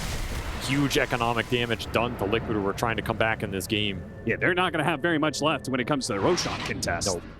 And Nisha's economy, man. He was trying to work towards some sort of big damage item there. Silver Edge, you know, it could have been a Daedalus or something. That's just gone now. Oh, but if Thompson still gets picked out on the map now, he's got Pure behind him. Pure quickly kills Insania. It's a dieback. Never mind, a dieback for Nisha. Liquid went looking, and they found so much more than they expected. 33 tries to Gleitnir stop the approach, but nothing's going to stop this Spirit Breaker, and they are going to wipe Liquid in a delayed fight. That just feels like it's the game here. Thompson is way too big, and he has been way too fast on all these Burrow Strikes, instantly counter-initiating everything Liquid wanted to do this game. The Sand King has come alive here in game 2. Tundra's trade works out for them as Thompson, he's even approaching that level 25 talent that I think is just, that feels like GG. Like the Sandstorm blind slow, you're not fighting through that if you're Liquid. Sure. And Tundra say, yeah, let's end the game. Let's just go to tier 4s. We already know we got the buyback out of Boxy, out of Nisha. And they're going to have to play 3 versus 5. And I don't know how you do that. With the Razor, the shortest smoke of who's already been Burrow struck, does manage to get out the BKB and start draining some damage on the Sand King, but 33 tries to go for Ramses to stop the black hole, and he just dies, and Mickey can't do the damage fast enough to threaten Thompson. GG will be called by Diversity, but this is something else. The exact same draft from Tundra. I may not have the illustrious player career that Fear has had, but I have watched a lot of Pro Dota. I've casted this situation before, and I feel like 80% of the time, when you draft the exact same lineup, you lose the second go-around because the enemy team corrects the mistakes they made in the first time they played up against the matchup. I would agree, but did Liquid correct the mistakes? Okay, well, let's start with that then. Did they? On paper, I can kind of see it. Like, I think Gyro Pango are way better dealing with the Enigma CK than the cores, you know, than the Razor Visage. I think that's a absolute given here. You can also get the auras up on this Pangolier. Depends what route 33 wants to go. You can go the Ags Basher to deal with the cores and the BKB and the Black Hole. You can just go Grease Pipe on this hero as well. Perfectly viable. I think it's a lot more straightforward of a game for Liquid. If the Gyrocopter gets super huge, if he has a good laning phase with Black Cannon against the Eidolons and gets to that point where he has, like, you know, the Ags, Daedalus, Satanic, he's a beast. You might not be able to burst him at that point. The flip side, though, is I still think this draft from Tundra poses a lot of difficulties to get through. Like, you have 5 stun heroes. You have a lot of team fight, a lot of scaling. The CK can still just get BKB and go in the fight and be pretty free. There's nothing that deals with that BKB timing. Nothing that really goes through the BKB Enigma. Maybe even less that deals direct with the Black Hole. Outside of the Pangolier and Gyro are just huge, which at that point you're kind of just winning the game anyway. I don't know. I actually don't think it looks too bad for Tundra here, despite running back the exact same 5 heroes. But the laning phase could be a big X factor. I think this Gyro Sven lane should absolutely free farm for Sigma, plus bonus Eidolon kills if you can get them. I think the Pango Hoodwink is also a very strong lane versus the melee hero in the CK with a 5 Rubik. And mid was kind of a wash last time around, right? So if you're Liquid, I think you should go into this game expecting to win both side lanes very well and even out mid, maybe have a slight lead. And this is why Nightclass is already doing some pulling shenanigans, because he knows that this lane is going to be difficult for the Enigma. Gyrocopter just being a constant counter, but Insania has already pushed up in the lane, caught the creep wave, pulled it back behind his tower to try and offset these things that Nightclass is attempting to do, but ultimately the creep wave has built up and it'll push in to the Enigma. And we'll see how much exact solo experience 9 Class chooses to give Ramses in all this. Obviously, you want to give it to him, but you would also like to have level 2. The awkward part of the lane for Ramses to play, for sure. I think you'd much rather just pull the wave back and reset the equilibrium under that tier 1 for Ramses, and then just leave, give him solo XP, because now he's getting almost nothing. It's going to boomerang back out with a massive wave, but there's also potential Liquid can just dive with that wave. Yeah, especially with the flat cannon pushing out the wave like this that they're doing right now. Eidolons. Get one of them. The rest will be denied by Ramses. This is a huge wave. Like, I would be calling to just push this in. You have triple range creep. Wish you had a glyph right now. Another flat cannon round is coming up in 5 seconds as well. We'll see how many of these range creeps they can get denied, especially. Seems like it'll go fine for Tundra. Liquid can only do so much here to pressure. Maybe part of that is just Sven. 2 more Eidolons. Yeah, a couple more. I mean, Ramses is really suffering CS-wise. Like, maybe you don't dive him here, but you stopped him getting a lot of that creep wave, and now he has another wave pushing into him with no Eidolons. He has 3 CS. This Gyro has 13, and this Pango, his counterpart, has 17. So compared to last game, Ramses is nowhere close to that kind of insane start. You got to remember, he also got first blood in that game. Yeah, so Dingo's going to have a much slower time, and this is the biggest change for me from game 2 to 3. The lane should be a lot stronger here from Liquid. They should get out to a bigger lead and maybe have more potential to snowball, and then you can just build the auras on the Pango and play that style of game that we saw in Global. First blood still on the table, potentially. Double bracer Pango for 33. Can't say that I've seen 33 Pango too often. The go here on a Boxy. Blood grenade thrown back, but it's first blood that goes to Pure. Didn't even get spells off. Just a good read by Tundra. Pick up a freebie there. I would agree. I don't think Pango is 33's, top choice of hero, but we went through that draft. I think there were like 7 offlaners banned or something. You're going to have to make do with something if you're not willing to just jam one of these offlaners early on. That was kind of the downside of the draft for Liquid. Didn't get one of those super scary 33 specialties. Hey, the last time he played, it was actually 2 months ago at Dreamlake. So Liquid not afraid to bring back some heroes they haven't played before in a while in this series. The Leshrac, which was 3 months ago. Now the 33 Pango, which was 2 months ago. 33, though, is maybe going to be in some trouble here as the question marks keep on piling up, but eventually that crit comes through from here, and he finishes the job. A second kill for the safe lane that has a Rubik in it, which you said is usually not the best lane winner. I don't think Liquid have played this lane well. Yeah. I think you should be drawing lanes at worst with the lane in the current state. Like, this hero's a really strong laning core. More Eidolons getting fed away. At least this lane is going very well for Mickey. But even with all these extra Eidolon kills, he's 14 CS ahead of Pure. Pure is still even with him on net worth from just the extra gold from these kills. You're giving a lot to this Chaos Knight, who was a big problem in that previous game. And it could be another big problem here. He just gets to fast BKB.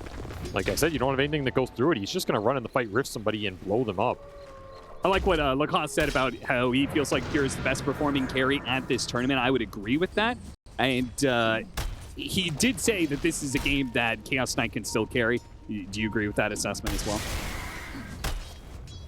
Yeah, I think Chaos Knight can always carry a game, honestly. Sure. Like, we've seen games where this hero gets 4 or 5 counterpicked, and it doesn't matter sometimes. Missile's going to chase him down, and the Spirit Breaker's going to be too late for a big punish. Actually, Diz managed to get a bash in with the Blood Grenade, and Zania's going to get low here. If he got another bash, it would have been a kill. Fortunately, doesn't get that lucky of RNG. It's not even my birthday. I guess it could be. Do you know who the carry in the tournament with the highest KDA is, Austin? Who is it? Are you not going to guess? Is it Pure? No. Nope, it's Skeeter. Good try, though. Oh, he gets the bash now. 9 Class finds it behind the tower. And also gets the bounty run, too. Funny part is, Insane thinks there's a ward back there. Not the case. 33, shield crash hits Whitemon. And goes for that kill with Boxy missing the bushwhack. Doesn't quite get it, but that's fine. Nisha's here for the extra pushing power. They don't have a stun to stop Pure, though. I mean, that missed Bushwhack cost him a lot here as Nisha has to commit the Avalanche, and then you don't have it for the TP out, and Pure, he just TP'd the tower, so he's right back to the lane, basically dodged the gank. Just every single time those Eidolons He are cannot on him afford down, to die. swashbuckle through. Pure, yeah, it actually somehow ends up being worse. He TP'd back and then dies. We'll have to walk out to lane. The walk of shame has come for Pure. That was an awful death for him. He was full resources, just walks up, gets 100 to 0'd, no TP. Throws all that advantage back the way of Liquid, who are now happy with this laning phase as their 4 position is closing in on Tundra's 3. Boxy's having a great game. This Enigma has been shut down. This Gyro is Omega farm. If you get some stacks for Mikke here, he's just absolutely going to take this game over. And that was a big missing component for Liquid in that game too, is the impact from Boxy. Like, he's their best playmaker. He's their best shot caller.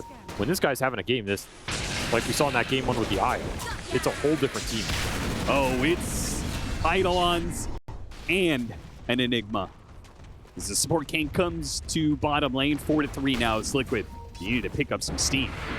They're playing this bottom lane really well. And the greed from Tundra, like, Boots Spirit Breaker is just not doing much for the Enigma on the lane. The pulls were not really there either. 9 classes early game impact. Not panning out here for Tundra as Nice job by Ramses Pure cutting down that tree. rough spot in 33. Stinger, he's got another shield crash. He hits him too to build big shield crash. And now with the 2-man stun from Insania, it'll buy 33 a little bit more space. He's running, he's running. Whitemon is dying to Insania, just hoping that he can get another round of spells off. 33 disappears into the trees, gets off a healing salve. Another shield crash comes out as he challenges Thompson. He will die for this one, but with Nisha and Boxy both being here, he'll clean up 2 different kills. Yeah, I don't think 33 is too sad about that one. Tiny gets a lot of extra gold here. Nisha continues to build up his momentum in this game. Once more, the 2 mid laners very even, but huge difference between the supports in this game as Liquid have gotten a lot more off this start.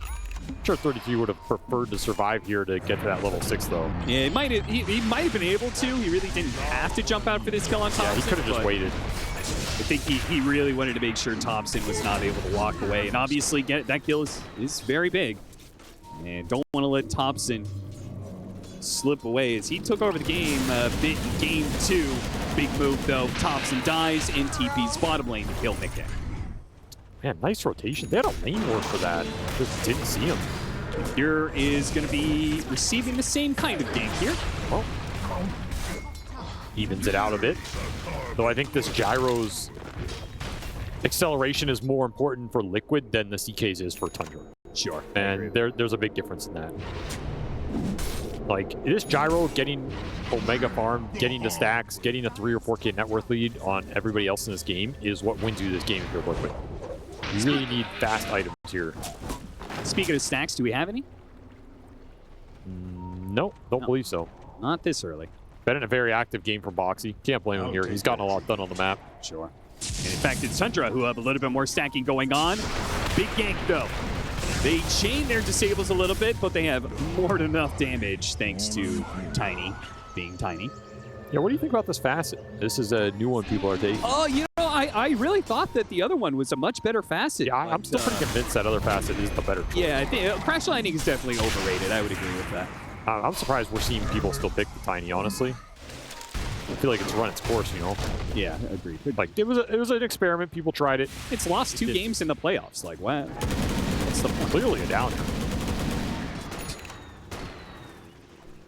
Mikke will have that fast Chrysalis soon to pick up his pace of farm. And he has a current 1,000 net worth lead on the Chaos Knight. Bit of a lead there between the Tiny and Sand King as well. And 33 has a little bit of a gap on the Enigma. So all around, the cores of Liquid have walked away from this 10-minute laning phase a bit happier than Tundra, but not that. Quite a bit happier. I do not think Ramses is very happy in this game.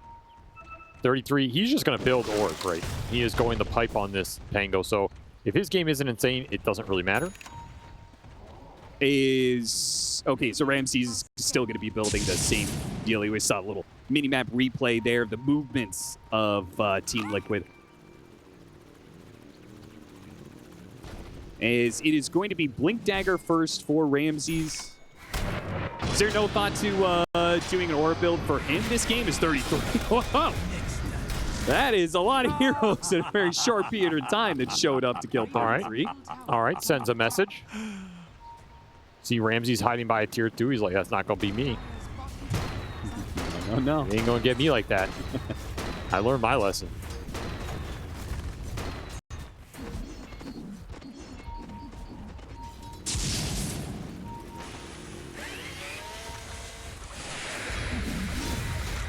Would like some stacks for this gyro. I think we're getting to the point where I'd like at least a couple ancient stacks for him.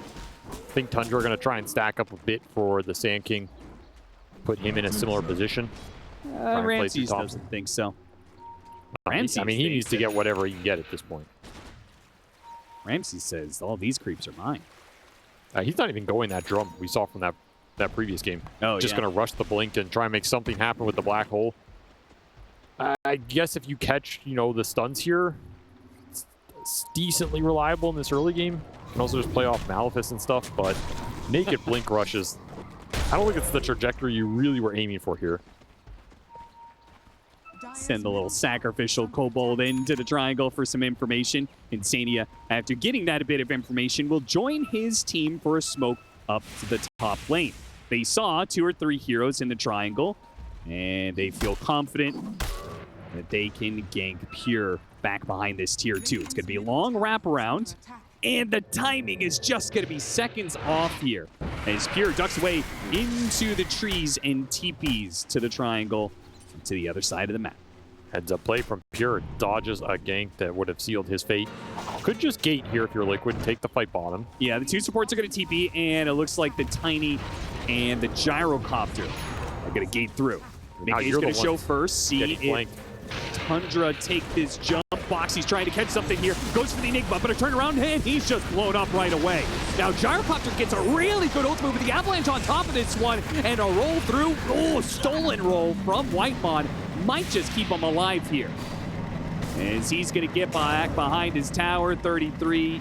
He's not going to be able to catch up. Ramses showed there for a second. They're at least going to go for Guidance off this one. Nisha tries and actually does hit the Avalanche, but nobody to toss. 14-minute Wisdom Rune. Yeah, 14-minute Wisdom Rune that Pure is going to try and contest. Ramses shows they take the Wisdom Rune, but they still go for the fight. Pure with this Phantasm is going to go for 33. Hits him with 2-second stun. Damage not immediately coming, but it looks like they're going to abandon 33. Thrown Tree from Whitemon is going to get it. Wait, Insania is going back in. 9 class had them trapped. So both supports will end up getting corralled in this situation as Thompson looked to head him off at the pass. Look, most of the big cores got out at least. Your Tiny and your Gyro, the 2 you want to save here. Was a costly Wisdom Rune push. Especially another death on this Pangolier. 33 just not finding a lot in these skirmishes. And Tundra strike back, even out this game entirely. Pure had solid positioning on the side, got to pick his target, and that shield crash did not land for the bonus shield. Really need this pipe up on the Pango so you can have some team fight impact. Nasty power rune. Shield rune for a Tiny. And Nisha is full aggression with this. He knows nobody is going to be able to turn around and fight him. I think that Spear Breaker's dead. A little bit. And they will pummel this tier 1 tower. That should get 33 to his pipe very, very soon. In which case, Liquid, I think they're on a timer here, right? Precious bounty. Maybe it's not a super fast one, but I do not think that you want to be going too much past like 45, 50 minutes with this. I think as long as Tiny Gyro are leading by a decent amount, you're okay. If that They slips spot though, him you're along the you're in trees. trouble. I think they might have. Yeah, they definitely know where he's at. They're going to use the Rolling Thunder. Ramsey's going to have to do some crazy juking to get another blink off. It's not really possible in this situation.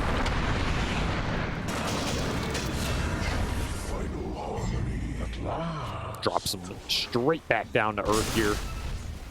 The Gyro and the Tiny continue to find a lot. Nice little rune for Thompson. But he's not the teamfight initiator here, so the fight has to come to him. He could be try and trade out mid. With the stolen toss on the Rubik. That's true. You could throw him in there, see what happens. I don't know if Thompson would like it, but maybe it works out for the team. Again, casual Oblivion staff for Pyrrha. I guess he just needs it for the mana regen, happy to build into something later. Yeah, I mean, I feel like there's no completed build on Chaos Knight that does not include Bloodthorn at some point, so... Yeah, for sure. It's just curious he doesn't want to finish Orchid and doesn't feel like he's going to find the pick-off value with it, I guess, and the fights are going to come too fast from Liquid. Yeah, I mean, I like that concept because Orchid is not necessarily a teamfight winning item as much as BKB is. If you know Liquid is going to be blitzing you and taking that speed, then getting the better teamfight item makes more sense to me. Aghanim Scepter is done for the Gyrocopter, though. So we're getting to that point where the Gyro is coming online. You get BKB, next item, and then you get Daedalus Satanic. And that's kind of, for me, where Gyro peaks. And you really want to start trying to close out the game a bit. 33 dodges a gank. Or does he? Oh, that Malefice was halfway through its animation. He stops his gate there. The Spirit Breaker would have connected.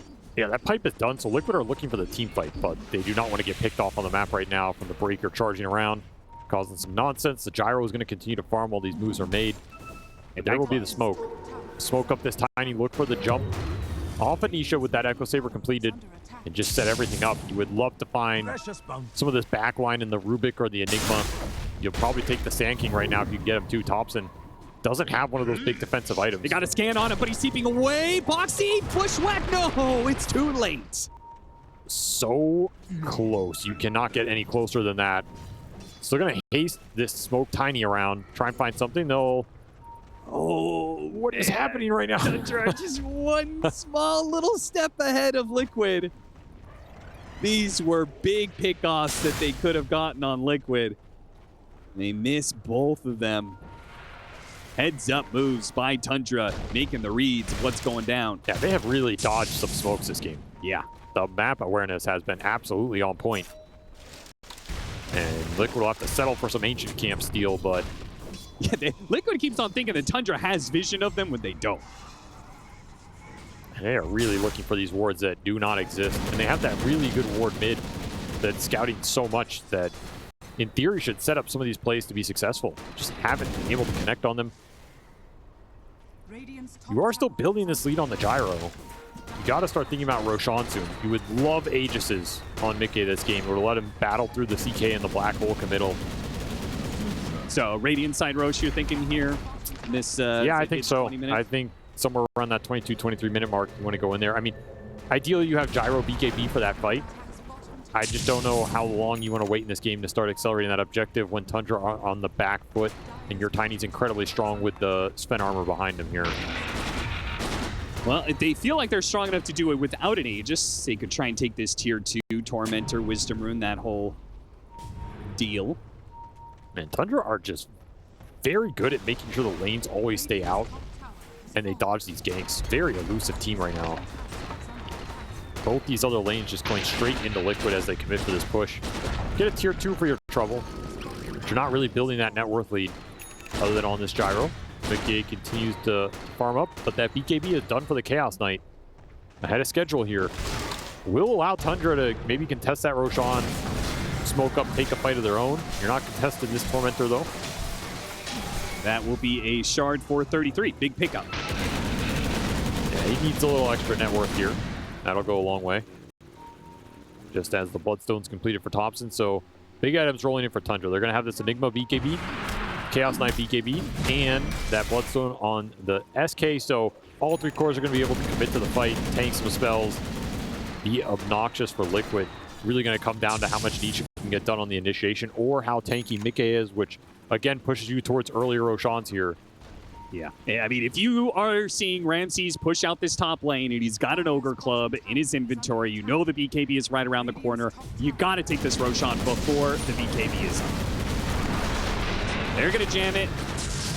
Tundra will be able to equalize a bit of the map here. Yeah, they should get double Wisdom Rune, which is a decent win for them. At least you get something here. Boxy late to the party on the TP. And that'll be BKB for mid-game, plus an Aegis. Not the fastest Roshan I've ever seen, but does get the job done. In fact, they give it to Nisha. I guess with BKB, Mickey feels like he doesn't need it. I mean, this means the Tiny has to start the fight. The way this Aegis pays off is him going in first, creating chaos, getting one of the core heroes low, and spells get committed on the Tiny. The fight's open for the Gyro. That can be very successful here, but it has to be Nisha opening that up. If the fight starts with Tundra going on Liquid's cores, Aegis is not nearly going to feel as good. And that Orchid done for Pure. He did not get punished in this build-up at all, and they're going to instantly smoke with it. They are behind a little bit. Amp Damage Rune will help mitigate that net worth differential here, and if they get the big spells to land between Epicenter Sandstorm and that BKB Black Hole, this gap means absolutely nothing. Aggressive Good charge. high ground ward. They in. wanted to go for it, and they clip Nisha. Now he's the one with the Aegis. So look like Liquid might be right and giving the Aegis to him as Thompson's in trouble, almost gets bursted. Does manage to get out the Bloodstone, but Mickey just commits, and Ramsey's dead off the missile. A roll on through will nail the Rubik as well. Triple kill for him, and Nisha. He just kept on chasing with that Aegis.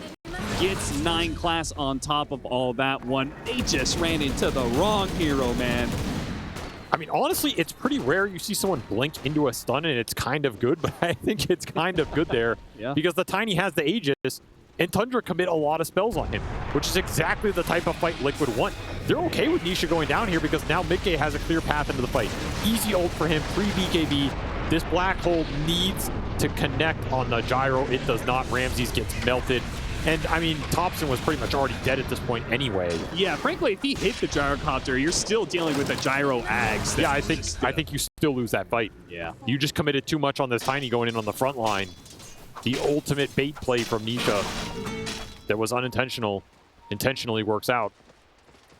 As the lead now is growing for Liquid, they got that fight they were looking for. Didn't even expend the Aegis, but now you are creating that gap between the gyrocopter and the other cores in this game as Daedalus is completed.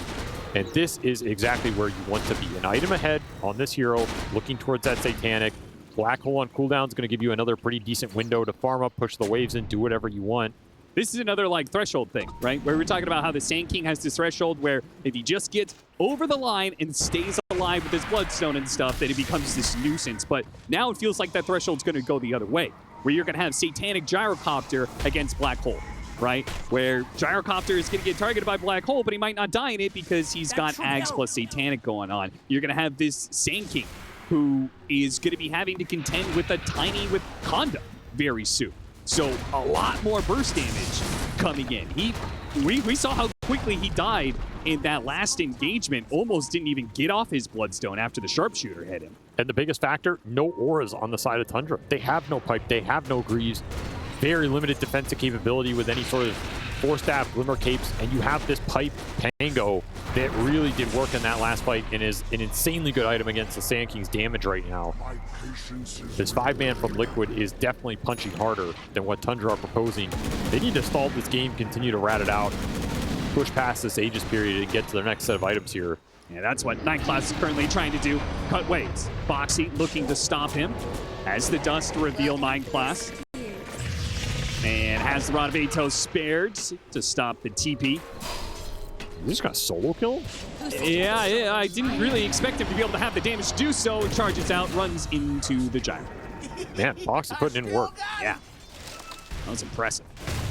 I also like this Tiny build-up more than the other route Nisha was going. Like, I think Conda on this hero just turns you into an immediate threat in the fight. The second that combo goes off on somebody, they are in threat of dying. And I think that's a big deal on this hero. Rather than going for things like, you know, faster BKB or Silver Edge or something. I think you have to just play around the hero's innate tankiness and create as much of a damage threat off this crash landing as possible. Also, frankly, you have Hoodwink. Like, why not? Right? You definitely help. So much overwhelming burst. He doesn't even have the boomerang yet, but it's like those two, it's like 2,000 damage in one shot. And Ramses has to pop his BKB at the first sign of a threat, like you were saying. Just Nisha being there forces Ramses to just immediately use all his defensive measures. This might just be a Rax off that. It's close, but backdoor protection does come back up for a second. Yeah, and Aegis is going to expire soon. Liquid. I mean, surely you want to fight without Enigma BKB, though. That you have a ward on this high ground, too. tough to go into the Sand King, I guess, when Aegis is expiring. And you got a lot out of this period for sure. You could have even just done 1 or 2 tosses on that range barracks to clean it up, but it is just a range barracks. Yeah, that's like the thing. It's always tempting to go for these lanes, but they actually don't mean that much, right? It's the fight that means more in the modern age of Dota 2. So if it's a disadvantageous fight, even if you get a Rax out of it, it doesn't progress your game. Better just to play the map and look for the next one. Shield Rune on the Tiny, Conda done. Now he's going to work towards that BKB. Nisha's a big damage threat, and he's very tanky. And all these cores from Liquid are coming alive as that Titanic is closing in for Mickey, as well as that level 20. That would be the coup de grace. You can get all that online. Get that with second Roshan. Your crew's... The Aether Lens for Ramsey's just... I mean, he is all in on this black hole. Not nearly as comfortable build-up as that previous game. Yeah. He's just going to have to land a big one here. No way around it. And there is, in theory, nothing that fights through the BKB black hole here. But there's so much burst damage from the Tiny. There's a lot of damage coming out from the flat cannon and Ags hits from the gyro that might be clipping you. You have no armor. It's very scary to go into these fights, even if Liquid are clumped. I mean, I would argue Gyrocopter, if he BKB Satanics, Oh, yeah, he's not dying. Through it, right? Yeah, he's not dying. He's not dying, so... Shiva's for the Sand King, so Thompson does eventually get there. Now has his Shiva's Bloodstone completed. There is no anti-healing on Liquid. Should be a lot stronger on that front line. If he does not get jumped, another shield room for the Tiny. Haste! 9 class. You don't want that. He'll keep trying to cut waves. Keep Liquid away from that high ground. Thompson, wise move to burrow strike back up to the high ground, but they do have high ground ward here. And Mickey, not waiting for his team to start the initiation, does it himself. Ramsey's, oh, he almost died. He just dies to the crits, man. It's just the physical damage. They didn't even have the Satanic for that black hole. He's got it now with no Enigma to stop them. Tundra, you're just going to have to give up on this lane of barracks, I think. That man just got crit to the lower bracket. That was not the fight he was looking for. And that was about as good of black hole as you're going to get. I think he got mostly everybody there. Yeah, he just didn't get the Tiny. That's kind of it. Avalanche covering Mickey. Mickey dropping fast. Mickey's dead. No BKB Satanic going off there. The chain disables from Tundra. Managed to catch out Liquid. Overstep from Liquid, who had a free opportunity to back up and just play for the next Roshan. And give a little bit back to Tundra. A little bit of hope. No BKB, no Satanic. Just walk up Chaos Bolt him into the infinite chain stun here. Pure lays down the DPS, evens out that exchange. Did get the racks. There's something to write home about, but that is a costly gyro death. This is supposed to be the point in the game where he's invincible, especially with no black hole. Got ya. What a weird hold from Tundra. Not a opening I think they should have gotten here. Then they will gladly take. Prolong this game and work towards the later damage items on this Chaos Knight. You get a couple more of those bursts on this gyro, all of a sudden you're just straight back in this game because, you know, Mickey, he's hitting his power points right now, but he does not infinitely scale on this hero, whereas Pure is just going to continue to get stronger and stronger. This Enigma may eventually catch up. These are glimmers of hope, but they are there right now. Yeah.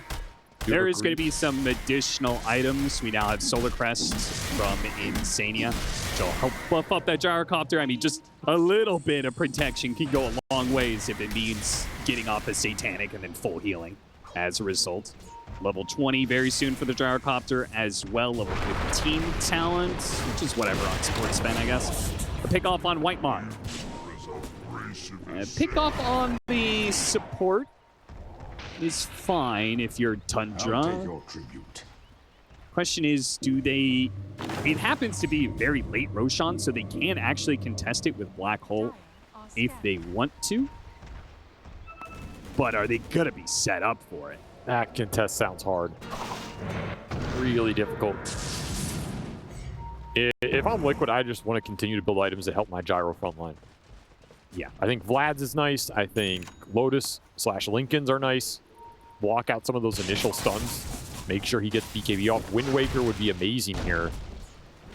Would not be surprised if 33 tries to head for it down the road with this Yules build-up.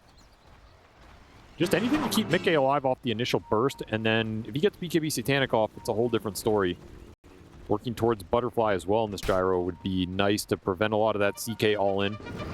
Because the damage is starting to get there for Tundra. You can die very quickly, as we saw in that base. Anything that prevents that sort of situation ultimately wins you the fight here if you're Liquid. Oh, they might be clashing smokes here in the triangle. Boxy breaks it. Thompson managed to get away from the Gleipnir. An avalanche, though. Rolling Thunder doesn't immediately follow that one up. Bit of slip there from 33. They try and beat down Pure in the hell. I thought they had the damage for sure. Pure went down to a sliver there. How did he survive? Was that armlet toggle? Yeah, I was wondering the same thing. I was like, did he somehow armlet toggle that last like half a second? That was way too close for comfort. Tundra, they do not feel like they can give up this Roshan, however. They're just going to smoke straight back out. Get a slow motion replay of this. I mean, little things like 33 is it better to get the damage from Swashbuckle Shield Crash instead of Rolling Thunder there? Just not extra crit from the gyro. Nonetheless, both scans are going to latch here. Yeah, there's no Rolling Thunder. They know this pressure is coming from Tundra right now. This fight could break the whole game open. And with Pure being jumped on, Ramsey's still going to be able to get off the black hole, though. With the charge through, they're trying to finish off the gyrocopter. They do manage to get him. Everybody is low, and there's no buyback for the gyrocopter. Tundra, can they push through this one with Thompson right in the middle of an epicenter? Bloodstone healing himself back up the full. A bushwhack that does manage to hit Pure on the side, but a charge on through. Goes through all of these heroes, hits the Tiny in the end, and Nisha just cannot finish off anybody. Pure will survive again. How is this man alive? That was the ballsiest move I've seen in a long time. No BKB on this CK. He just runs straight into the entirety of Liquid, and somehow Ramsey survives for the full duration of that black hole against the flak hits from this gyrocopter. And a second time, no BKB Satanic. Yes, that is the biggest factor here. Mickey gets neither of the big items off. You have to wonder if the second you commit there, you're just supposed to BKB on this gyro to prevent the all-in. You know that's a desperation play from Tundra without the BKB on the CK, and somehow it works out for them. They have killed this gyrocopter's momentum in this game. 2 fights in a row. Mickey, he has plenty of time to BKB. On him. Oh. I mean, this just, it's not what you want. Like, what are you saving it for, right? You have Enigma and CK in front of you. You BKB that. Yeah, and they don't have any tier 1s or tier 2s to like buy back and like try and play a second part of the fight. No, they're all in. Yeah. They're all in on that go. I mean, that is a game flashing before your eyes. That is a top 3 that is momentarily in your grasp, and somehow Pure maybe surprised at himself that this fight works out. As the disappointment here for Liquid, have they thrown this game? They are down to a 1K net worth lead. This gyrocopter is not nearly as strong as he used to be compared to a full Bloodthorn Chaos Knight going into Heart. With a black hole to back him up and a refresher soon to come out, you don't have anti-healing for this Sand King. He's level 20 now, working towards that level 25 talent that would also be massive in this game. There is a lot of weight now on Nisha to try and crawl this game back. He's still the one saving grace here for Liquid. You can find these toss targets, you can burst heroes down, you can set the fight up for the rest of your team. He is walking into an ambush.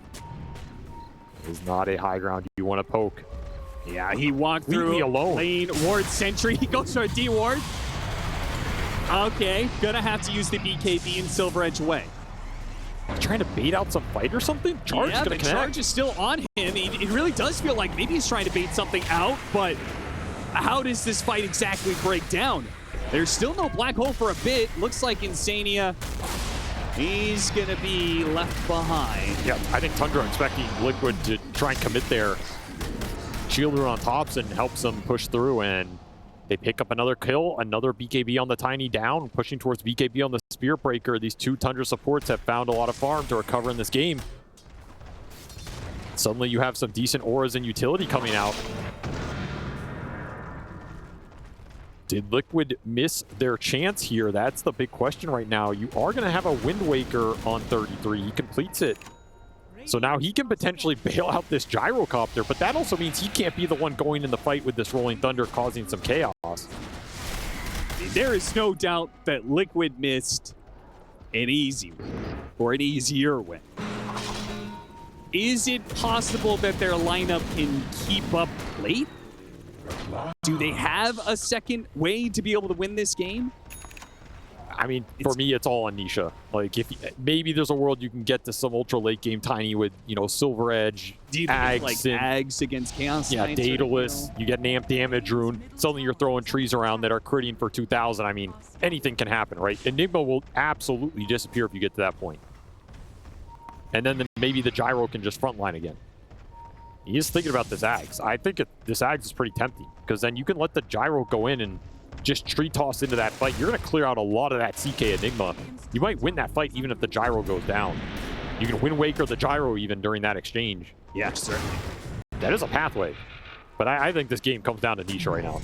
He needs to do some heavy lifting because this gyro is no longer ahead and no longer that strong as a force on his own.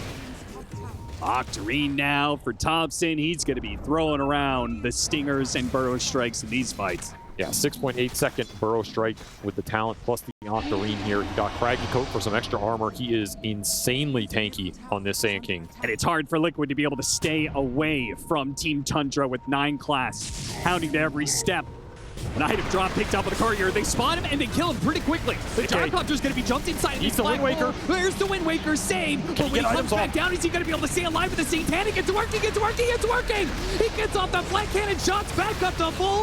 And Tundra are going to just lose this part of the fight. But they do have the Aegis to be able to work with. Thompson's in trouble, though. He gets slammed down. Now the second life of Pure. He's left with not many reinforcements. 9 class can't charge in. Pure is left alone against 4 or 5. 9 class, this is going to be a dieback for him as well.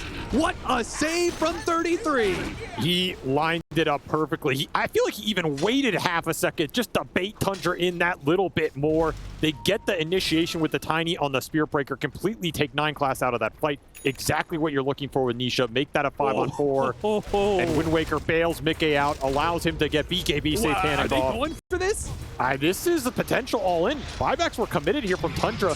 They have no black hole right now. No, there's no buyback on the Enigma, no black hole, no buyback on the Spear Breaker. What they don't know is there's no buyback on the Chaos Knight. This is game. Gold. They're just going to end the game. Tundra can do nothing to stop this. They drew it back for all of that and got nothing out of the 2 lives on the Chaos Knight. Oh my. Liquid. Backdoor. Wait, backdoor protection. It's not good enough. Oh, the Divide is too much damage.